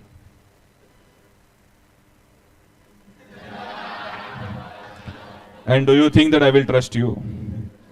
Do you think I will trust you? All right. Yes, I have memorandum of understanding. दिखाओ। अरे इनके इनके इनके internal documents पे थोड़ी भरोसा करेंगे, पूरी दुनिया को उल्लू बना।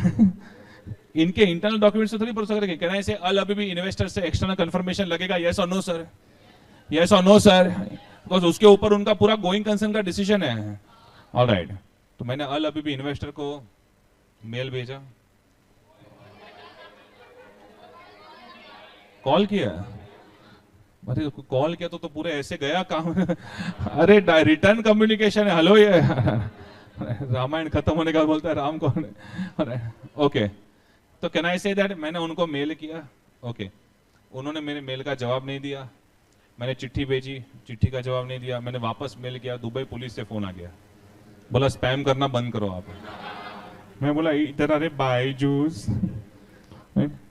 तो can I say that I am very clear now कि भाई अगर ये वाला इसका जवाब नहीं आया ना, अगर अल अभी इन्वेस्टर्स का जवाब नहीं आया, तो it will turn out to be a limitation on scope of audit for me, yes और नो सर?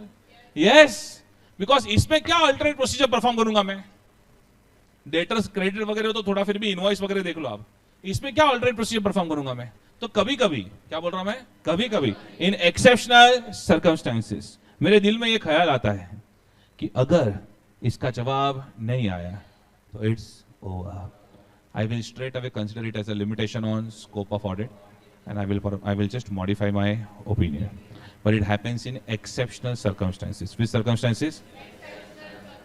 इसलिए अगर कोई रिस्पॉन्स नहीं है तो सबसे पहले खुद से पूछो, is it possible to perform alternate audit procedures? Wait.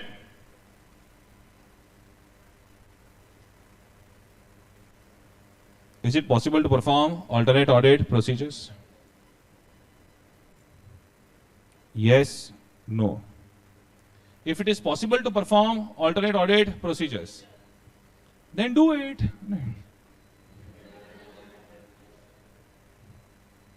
Then perform alternate audit procedure.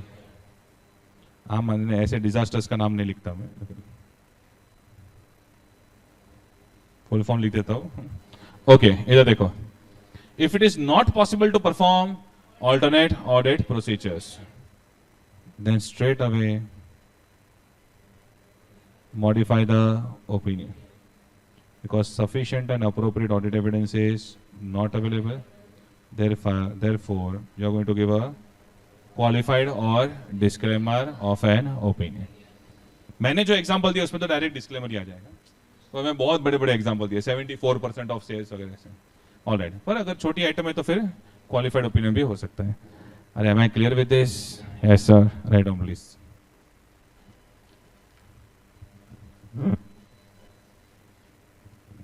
सच में क्या हुआ? तो मैं थोड़ी झूठ में बोल रहा था। क्या सच्ची में? अच्छा वो बोल रहे थे। आधा अधूरा क्या बोलते हैं मेरी वाइफ की तरह, पूरा बोलना। अल अभी भी इन्वेस्टर ने सच्ची में इन्वेस्ट किया रहेगा तो जवाब देगा ना, फिर तो जवाब देने में क्या प्रॉब्लम है? Is it possible to perform alternate audit procedures?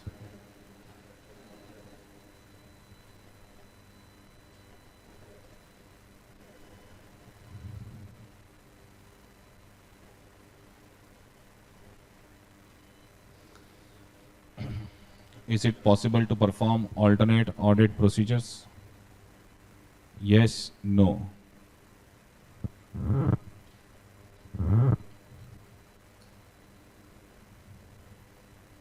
Yes, no. अगर पॉसिबल ही नहीं है to perform alternate audit procedures, no, then modify opinion.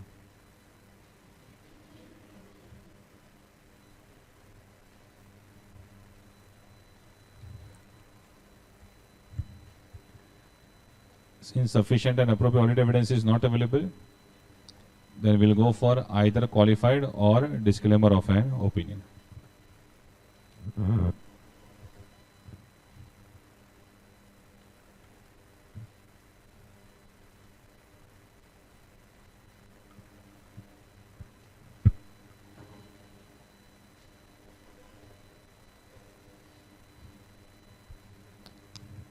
अच्छा, yes, it is possible to perform alternate audit procedures, then you have to perform the alternate audit procedures. इसके बाद भी अगर sufficient and appropriate audit evidence नहीं मिला, then we will modify the opinion. I want a confirmation. Is everyone through with this? Yes sir. अच्छा, तो tell me, finally हमने ये पूरा चार्ट बना के इसमें से कितने रिजल्ट्स निकले टोटल? एक 10-15 रिजल्ट तो नहीं, नहीं सुनो, अब अगर देखोगे तो रिजल्ट्स 4 ही मिले। एक response received, wait wait wait, reliable response है, and there is no disagreement. No disagreement means no exception. अरे डिसएग्रीमेंट को ये ऐसे में एक्सेप्शन वर्ड यूज किया है। कौन सा यूज किया है? Exception. Means there is no exception. Okay, ये पहला। दूसरा, बस अभी इसके साथ ही खेलते जाओ। Response received, it's a reliable response, but there is a disagreement, that is there is an exception. तीसरा, अरे नहीं नहीं, पूरा चार्ट वापस से लिख रहा हूं मैं, बोल रहा हूं फाइनली कितने रिजल्ट्स मिले। ऑलराइट, तीसरा, चलो अभी तो गेम में भी खेल सकते हैं। Response received, unreliable response. Fourth,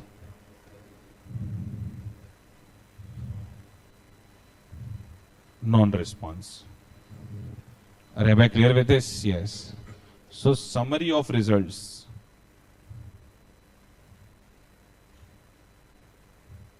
One, two, three, four.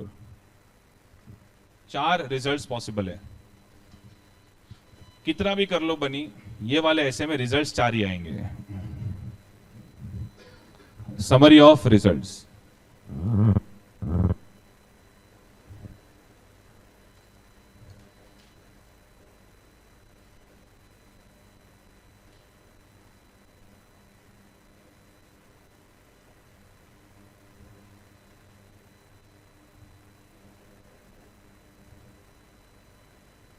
Response received, reliable response, no disagreement.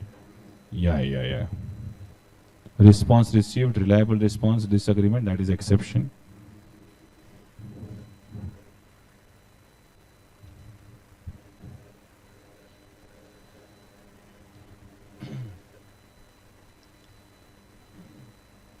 response received but unreliable response, and non-response.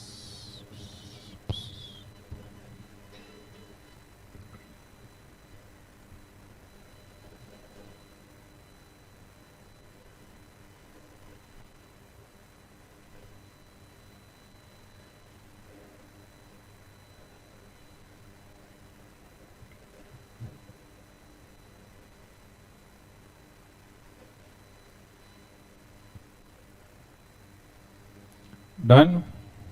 No, sir. Response received, reliable response, no disagreement, no exception. Response received, reliable response, disagreement, that is exception. Response received, unreliable response, non-response.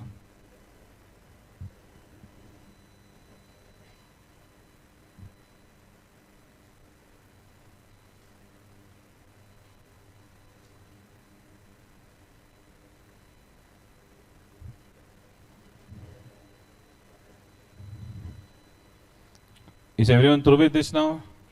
Yes, sir. अच्छा tell me, ये reliability पे doubt कब आता है आपको? मैंने ये orally बोल दिया लेकिन लिखा है नहीं. रिलायबिलिटी पे डाउट कब आता है? या तो एक तो इनडायरेक्टली आए हो तभी, हाँ सुरेश ने रमेश को भेजा, रमेश ने मुझे फॉरवर्ड किया, then there is a problem. फिर सुरेश का ही रिप्लाई आ रहा है पर rocky@gmail.com से, तो लग नहीं रहा है कि ये सुरेश है. ऑलराइट, सो डाउट ओवर रिलायबिलिटी कब आएगा? एक तो if you have received indirectly, या तो you have received directly but it does not appear to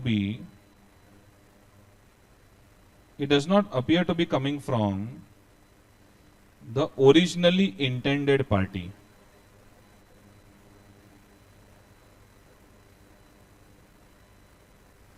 तो ओरिजिनल इंटेंडेड पार्टी से नहीं लग रहा है. ऑलराइट, राइट डाउन, ये खाली आपको थोड़ा इंग्लिश थोड़ा आंसर में लिखने में काम आएगा. डाउट ओवर रिलायबिलिटी या तो इनडायरेक्टली आया है या तो आया डायरेक्टली है. अरे रॉकी कौन है? Receive directly but it does not appear to be coming from the originally intended party.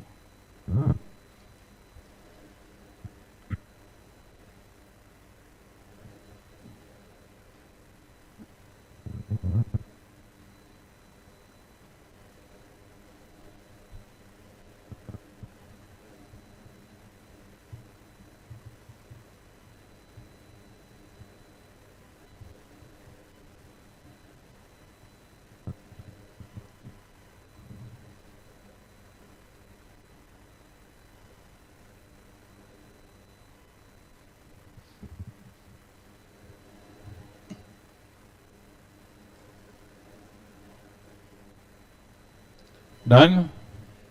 Yes sir, yes sir. Okay, तो ये भी आपका हो गया. जरा अभी टेक्स्ट बुक में ये हो गया ना लिख के? ठीक है, चलो सुनो. अभी इसमें नॉन रिस्पॉन्स, एक्सेप्शन, वो सारे वर्ड्स हो गए हैं. हाँ, ये results of extra confirmation procedure. Sir इन्होंने तो इतना ही दिया, आपने बहुत ज्यादा नहीं लिखा है. नहीं, मैंने वो जो पूरा लिखा है ना वो एमसीक्यू के लिए लिखा है पूरा, कि अलग अलग कितनी पॉसिबिलिटी हो सकती है. बस केस स्टडी में तो लोग कितना भी डिटेल में जा सकते हैं, दैट इज वाई. बाकी ये सब तो अभी एकदम बेसिक हो गया आपके लिए. देखो, if auditor identifies factors that give rise to doubts about reliability, जब भी ऑडिटर को डाउट आएगा तो auditor will perform additional procedures to resolve those doubts. इधर देखो, तो पहले नोट से टैली करो. ये वाला पॉइंट मैंने कवर किया क्या नोट्स में? अब जगह if auditor determines that response to a confirmation request is, तो देखो मैंने unreliable response के नीचे क्या लिखा है नोट्स में? देख, ऐसा ब्लाइंड ट्रस्ट नहीं करने का, एक बार देख लेने का कवर हो रहा है कि नहीं हो रहा है ऐसा. ऑलराइट, नॉट रिलायबल, अनरिलायबल के नीचे क्या लिखा है? Reassess ROMM including fraud risk and nature, time and extent of other audit procedures. The auditor shall evaluate whether the results of extra confirmation procedures provide relevant and reliable audit evidence and total 4 अलग अलग responses I mean results हैं, वो तो मैंने आपको last में summary of results करके लिखवा दिए।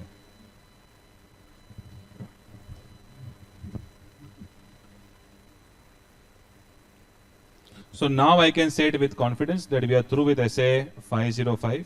एक दो चीजें खाली मुझे पढ़ानी बाकी है इसमें, बहुत छोटी छोटी। ये पता है essay 505 जब हम ऐसी थोड़ी ऑर्गेनाइज्ड इंडस्ट्रीज को इमेजिन करें ना तो अच्छा लगता है ऐसे पढ़ने में। जैसे आप रिलायंस इंडस्ट्रीज लिमिटेड का ऑडिट कर रहे हो और रिलायंस इंडस्ट्रीज लिमिटेड का बैंक अकाउंट आईसीआईसीआई बैंक में है और आपको आईसीआईसीआई बैंक से कंफर्मेशन लेना है, और ये सब मजा आता है। हाँ, यही अगर मैं अनऑर्गेनाइज सेक्टर में चला जाऊं ना पूरा, समझो आप डायमंड कंपनी का ऑडिट कर रहे हो। अब डायमंड का माल कहां कहां बेचा जाता है पता है आपको? बहुत पैसा है, लेकिन डायमंड मर्चेंट से मिलो कभी, अकाउंटिंग इतना अच्छे से नहीं रखते, मतलब इनकम टैक्स वालों के लिए अच्छे से नहीं रखते, बाकी खुद के पास तो 1-1 रुपए का हिसाब होता है। मस्त डायरी होती है, डायरी पेन से रोकड़े का हिसाब बहुत ज्यादा होता है। सिमिलरली आप कंस्ट्रक्शन कंपनी, सिमिलरली आजकल तो कंस्ट्रक्शन कंपनी काफी कॉर्पोरेटाइज हो गई है, बाकी सिमिलरली अच्छा किसी के पापा का बिजनेस रहेगा तो आई एम सॉरी है, लेकिन समझाना तो पड़ेगा ना कंसेप्ट अभी। Okay, in fact I will be very happy, ऐसा कोई रहेगा तो मुझे बताना, then you can be my future investor. Alright, let us say कि ये अपना वो पटाखे जलाते हो ना दिवाली में, जिसे प्रियंका चोपड़ा को तकलीफ है, तो वो फायर क्रैकर वाली जो कंपनी है, कौन सी कंपनी? फायर क्रैकर वाली जो कंपनी है, वो माल कहां कहां बेचता है? ऑर्गेनाइज सेक्टर में बेचता है कि अनऑर्गेनाइज सेक्टर में? करोड़ों का माल बेचते हैं लेकिन अनऑर्गेनाइज सेक्टर में। ऐसे सेक्टर में से लेके दिखाओ तुम एक्सटर्नल कंफर्मेशन। मेल भेजोगे तो व्हाट्सएप करोगे क्या? व्हाट्सएप करो लेके दिखाओ तुम ले ही नहीं पाओगे एक्सटर्नल कंफर्मेशन। तो क्या होता है, काफी बार ना एक्सटर्नल कंफर्मेशन प्रोसीजर यूज करने से पहले भी थोड़ा सा आपको एनालिसिस करना पड़ता है कि ये वाला ऑडिट में मैं ये यूज कर पाऊंगा कि नहीं कर पाऊंगा। ऑलराइट, एवरीवन ओवर हियर, एक ही पॉइंट बाकी रह गया था जो मेरे फ्लो में नहीं बैठा था, इसलिए लास्ट में पढ़ा। Point number 3, factors that may assist the auditor in determining whether external confirmation procedures. Point number 3 पे आ जाओ सब लोग। तुम्हारा है, तुम पॉइंट का हेडिंग देखते नहीं हो, फिर क्या बोलते हो? सर क्वेश्चन ना देख के समझ में नहीं आता है, मतलब क्वेश्चन देख के पता चलता है कि एक्सटर्नल कंफर्मेशन का है, आगे समझ में नहीं आता है। बिकॉज जब मैं हेडिंग पढ़ रहा था ना तब तुम फाफा मार रहे थे, बिकॉज ये जो फर्स्ट 2 लाइन है वही क्वेश्चन का लास्ट 2 लाइन होगा, यस और नो सर, ये तुमको पता है, फिर भी तुमको करना। Factors that may assist the auditor in determining whether external confirmation procedures are to be performed as substantive audit procedures और नॉट। सो ये अगर मैं आपको नॉर्मल बोलूं तो can I rely upon external confirmation procedures? Can I use external confirmation procedures? क्या मैं external confirmation का यूज करूं कि नहीं करूं? Can I rely upon external confirmation procedures? क्या मैं इस वाले ऑडिट में इसको यूज कर सकता हूं कि नहीं कर सकता हूं?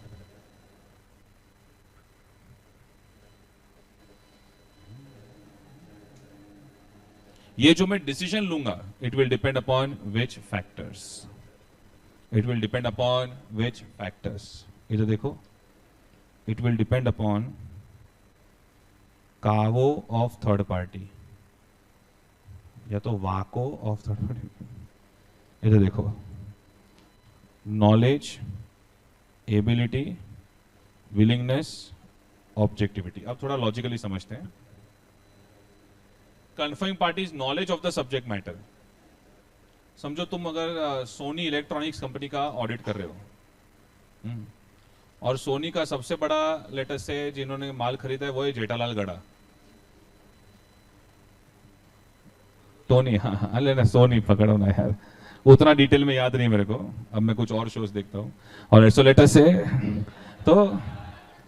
से कि आपने, अरे कुछ नहीं भाई, बच्चे का वो देखता है यार, टमाटर बड़े मजेदार नहीं स्पाइसी गया है, खाली टमाटर ही बाकी है। और ऐसे ओके, इधर देखो, सॉरी मैं पॉइंट ही भूल गया, हाँ जेठालाल गड़ा इज द बायर, जेठालाल गड़ा इज द बायर। तुमको लगता है Jethalal Gada will be able to give you confirmation properly from the accounting point of view? No, उसका अकाउंटेंट भी so look at this, confirming part is knowledge of the subject matter। सामने वाले के पास knowledge भी तो होना चाहिए ना। ओके समझो सामने वाले के पास नॉलेज है, लेकिन उसके पास एबिलिटी एंड विलिंगनेस, इच्छा होनी बहुत जरूरी है। Ability and willingness. काफी बार ना सामने वाले जवाब नहीं देते, कौन है ऑडिटर ना, माल खरीद रहा है हमसे, नहीं तो क्यों, मतलब कुछ फायदा नहीं है बात करने का, हट। और दूसरा, ये ऑडिटर लोग सीए लोग होते हैं, सीए मतलब इनकम टैक्स डिपार्टमेंट, लिख के देने का। एक तो ये पूरी दुनिया को ये क्यों लगता है कि सारे सीए टैक्स ही करते हैं, ऑलराइट, तो सीए मतलब इनकम टैक्स डिपार्टमेंट, नहीं सारे वो देने का नहीं है, लिख के देने का नहीं, ऑलराइट। तो ऐसा वो they don't want to take the legal risk, they don't want to take the legal risk, alright. So look at this ability willingness में, फॉर एग्जांपल, ये सब कुछ बायोट नहीं करना, खाली देख लो एक बार। May not accept responsibility for responding to confirmation request, या they may consider responding too costly or time consuming, they may have concerns about potential legal liability about responding। अभी और खास करके फॉरेन पार्टीज में तो बहुत तकलीफ होती है, बिकॉज अलग अलग करेंसी में अकाउंटिंग होता है, so they may account in different currencies. Then ये फायर क्रैकर वाली कंपनी, डायमंड मार्केट, ये सब का डे टू डे काम नहीं है ये सब कन्फर्मेशन वगैरह पर रिप्लाई करना। टेक्सटाइल कंपनी वगैरह may operate in an environment where responding to confirmation request is not a significant aspect of day-to-day operations. In such a situation, either confirming party may not respond or may respond in a casual manner. Then, tell me, अगर आपको मेरे बारे में independently जानना है, तो आप मेरी मम्मी से अगर कंफर्मेशन लोगे तो चलेगा क्या? वो तो तारीफ ही करेगी ना, उसको तो ये लगता है अपना बेटा शाहरुख खान। ऑलराइट, तो कहने से किसी और इंडिपेंडेंट पार्टी से पूछना बेटर है, यस और नो सर। ऑब्जेक्टिविटी, सामने वाली पार्टी का क्या देखना पड़ता है, इसलिए अगर समझो रिलेटेड पार्टी है, होल्डिंग सब्सिडियरी एसोसिएट, उनसे कंफर्मेशन लेके करोगे भी क्या?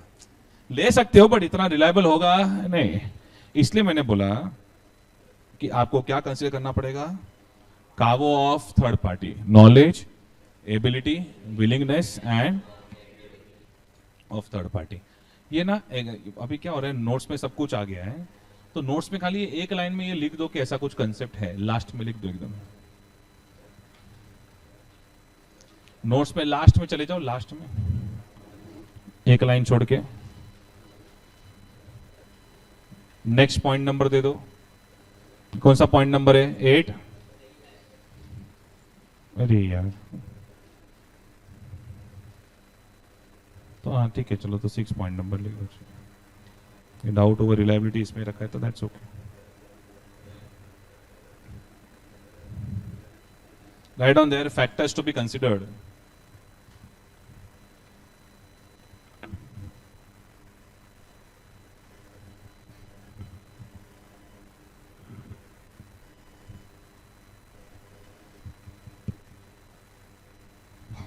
Factors to be considered in designing confirmation request. Factors to be considered in designing confirmation request.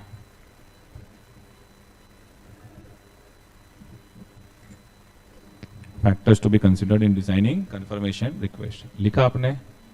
Write down there, cargo of third party.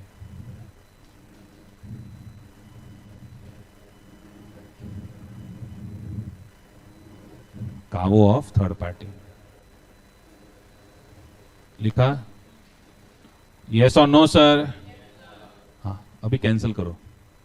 Heading मैंने गलत दिलवाया है, हेडिंग गलत दिलवाया है मैंने हेडिंग गलत दिलवाया है। तुम्हारा कावो वाको कर देगा। मैं look at this, factors to be considered in designing confirmation request. हाँ, factors to be considered in determining whether external confirmation procedures can be used or not. All right, heading cancel करो, हेडिंग कैंसिल करो, या तो पूरा point cancel करो, वापस लिखो। Sorry ना यार, अभी दोपहर का टाइम है। फैक्टर्स टू बी, इसलिए बोल रहा हूं क्वेश्चन पे ध्यान दो तुम लोग, फिर बोलोगे लास्ट का 2 लाइन समझ में नहीं आता। Factors to be considered in determining whether, तू बराबर लिखा था, वाह स्मार्टी तो बोलने का ना दूसरों के लिए. Factors to be considered in determining whether external confirmation procedures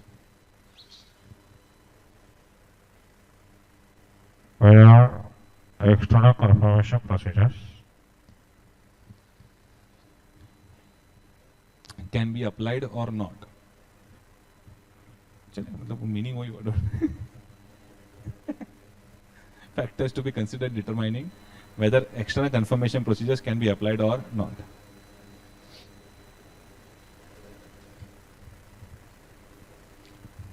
अब लिखो कोड वर्ड क्या है, कावो ऑफ थर्ड पार्टी. कावो of third party. Done everyone? Yes sir. Yes. चलो क्वेश्चन बैंक में आओ.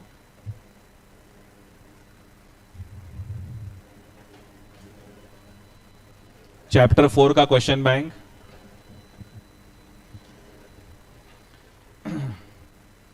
कितने लोग क्वेश्चन बैंक लेके नहीं आए, हाथ ऊपर करो, प्यार से हाथ ऊपर कर दो. यस, नेक्स्ट लेक्चर लेके आना. ओके. क्या वजन बहुत ज्यादा हो जाता है क्या? तो भाड़ में जाओ पर लेके आना. Question number 8.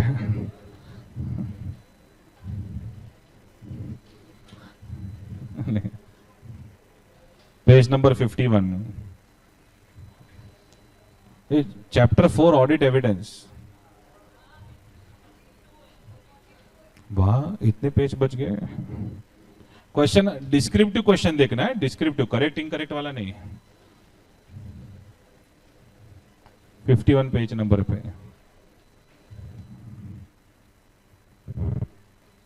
Okay.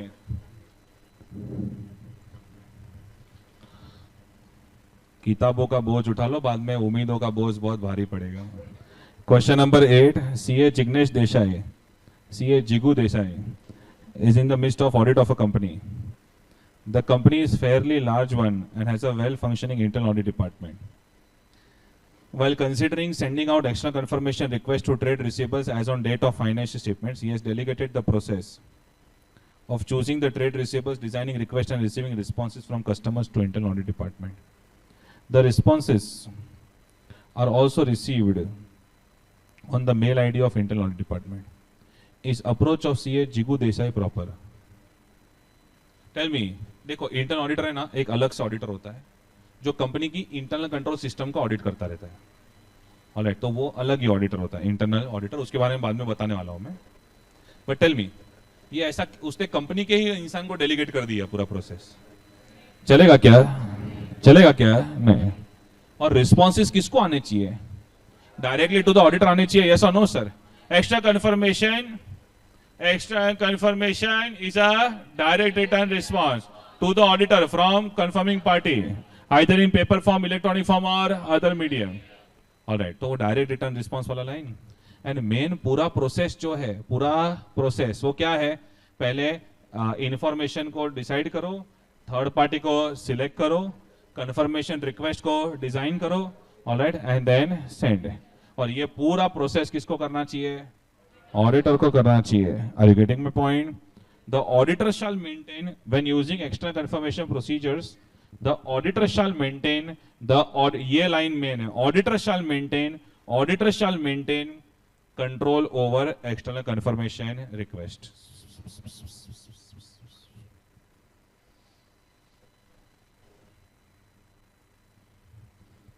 In given case, it appears that external auditor has delegated entire work of sending out the request to internal department over which he has no control.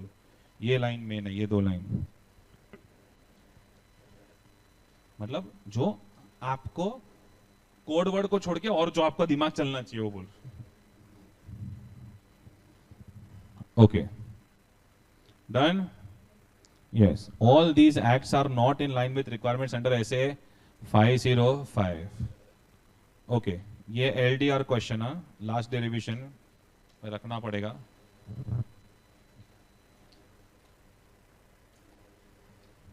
मैं तो और भी क्या करता पता है, नोट्स में जाता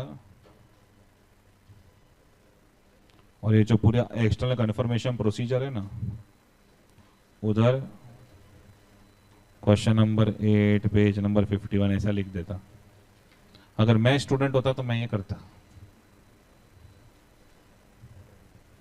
हम भी कर सकते नहीं, करना ही है। ओके।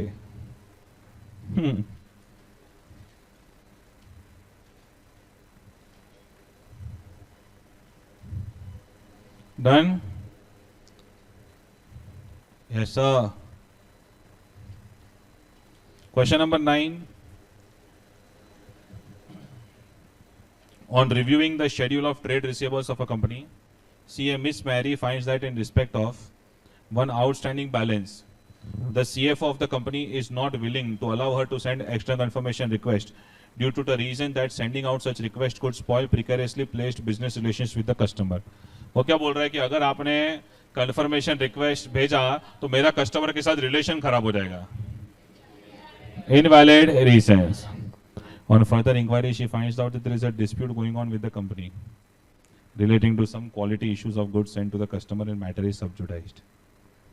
हाँ, एक ऐसे जज्बात बदल गए, वक्त बदल गया। ओके, तो थोड़ा पूरा पढ़ने का। Efforts are also being made by the company for out of court settlement. Reviewing, अरे out of court settlement is not ऐसा corrupt word नहीं है, corrupt word नहीं है। लोग देखने लगे, देखो देखो। Reviewing correspondence with the customer, she finds out that issue is near resolution and no fraud risk factors exist. Is unwillingness of CFO justifiable? देखो CFO का जो वो रीजन है ना कि कस्टमर के साथ बिजनेस रिलेशन खत्म हो जाएंगे, that is not justifiable. However, because there is a legal dispute going on, then that justification is proper. और आगे क्या लिखोगे? बस इतना मजा आ गया। वैलिड रीजंस है, लीगल डिस्प्यूट है, वैलिड रीजंस है, यस। एक्सेप्टेबल रीजंस है, yes. Then we'll have to perform alternate audit procedures. उसके बाद भी अगर sufficient and appropriate audit evidence नहीं मिला तो then consider impact on audit opinion. Am I clear with this? Yes sir, yes sir. Okay, देखो तो आंसर कितना है। आंसर तो शुरू होते खत्म हो गया। ये ऐसा मॉड्यूल में ऐसा आंसर है। इन्होंने क्या किया पता है? जो क्वेश्चन पूछा है ना सिर्फ उतना ही आंसर दिया है। क्वेश्चन क्या बोलता है? Is unwilling of CFO justifiable? तो उन्होंने बोला हाँ जस्टिफाइबल है because of legal dispute, because of. आगे क्वेश्चन और होना चाहिए था, what will you do as an auditor, या what will be your responsibility as an auditor. तो हम आगे और जाएंगे, परफॉर्म ऑल्टरनेट ऑडिट प्रोसीजर्स। तो हम भी आगे जाते फिर, परफॉर्म ऑल्टरनेट ऑडिट प्रोसीजर्स।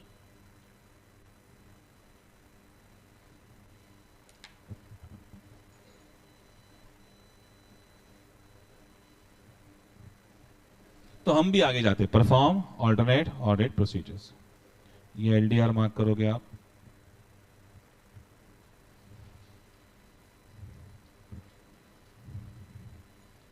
मैं तो नोट्स में जाता, management's refusal to authorize confirmation request पे जाता, क्वेश्चन नंबर 9 पेज नंबर 52 लिख देता।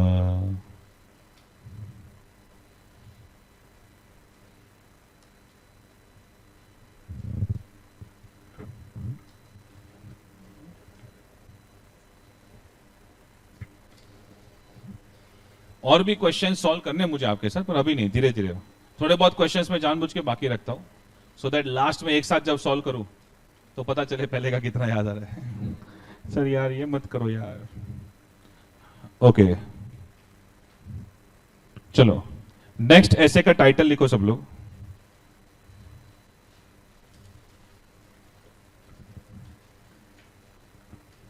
चैप्टर 4 का ऐसे ऐसे 501 ऐसे 501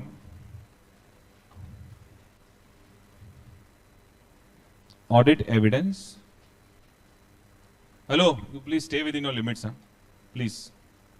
ऐसे का टाइटल ऐसा ही है। मैं क्या बोल रहा हूं सुनो, अब ऐसे का टाइटल देखना, ऐसे का टाइटल का फीलिंग ऐसा है, stay with in your limits. Look at this, audit evidence, specific considerations,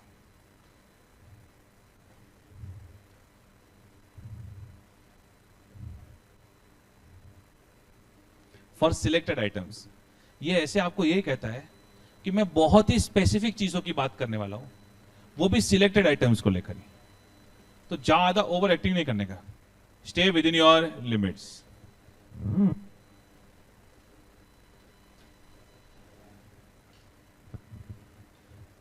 ये ऐसे तीन चीजों की बात करता है।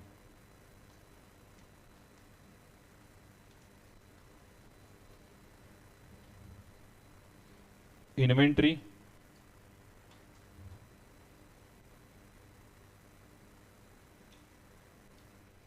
litigation and claims,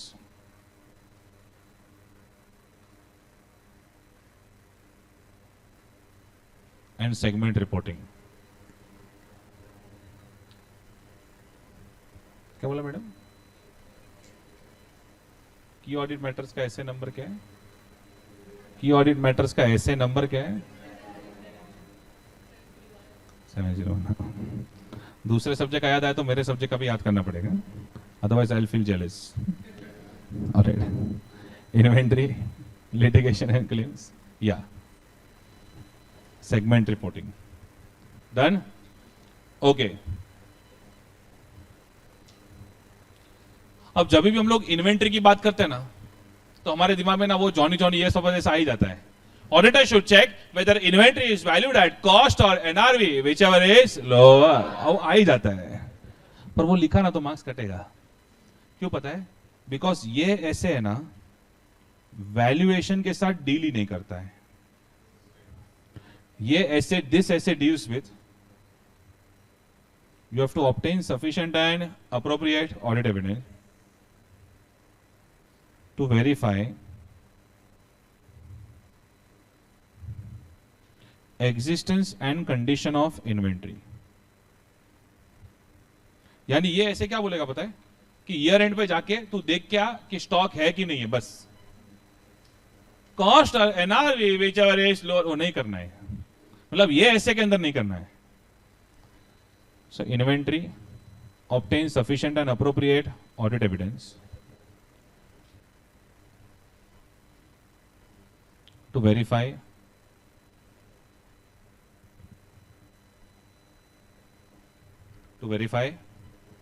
existence and condition of inventory.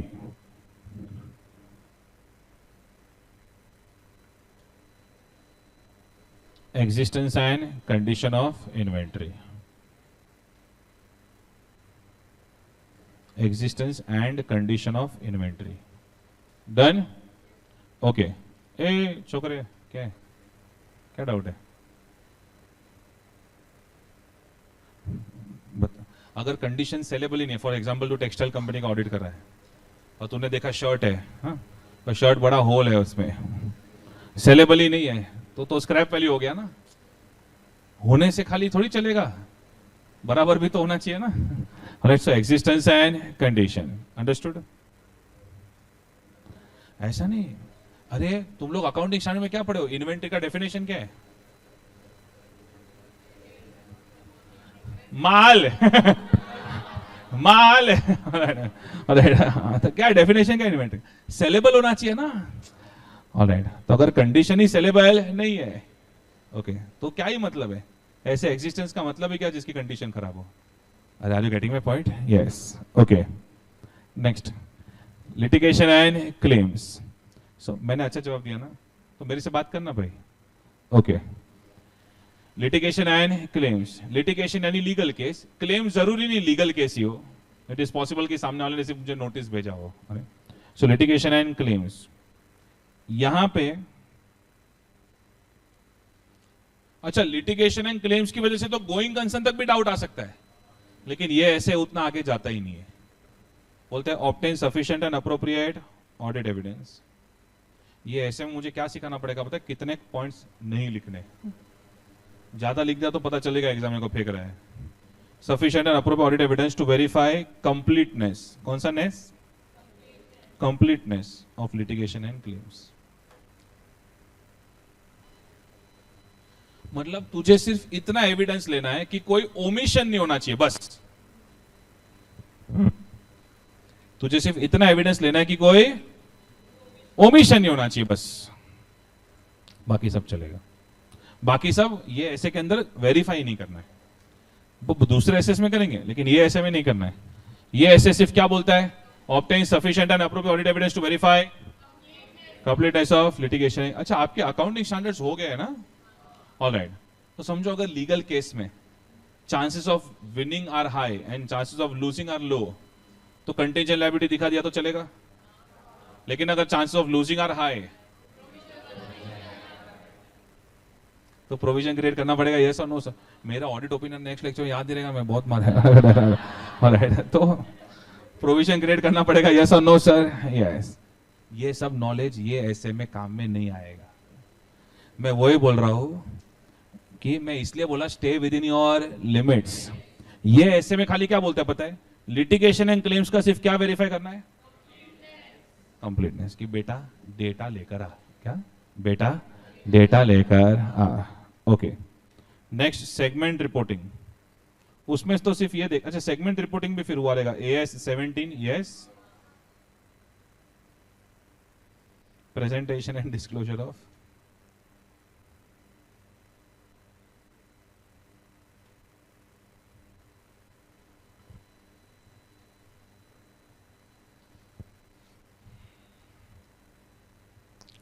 presentation and disclosure of segment reporting.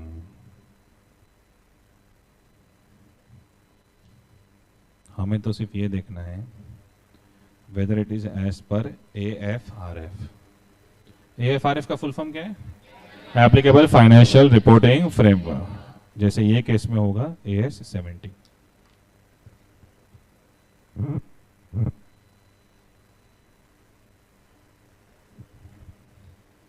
तो ये ऐसे सिर्फ 3 चीजों के साथ डील करता है। Entertainment and first inventory, second litigation claims, third segment report. Inventory में obtain sufficient and approved evidence to verify the and condition of inventory. Litigation and claims में you need to verify. Segment reporting में you need to verify presentation and disclosure.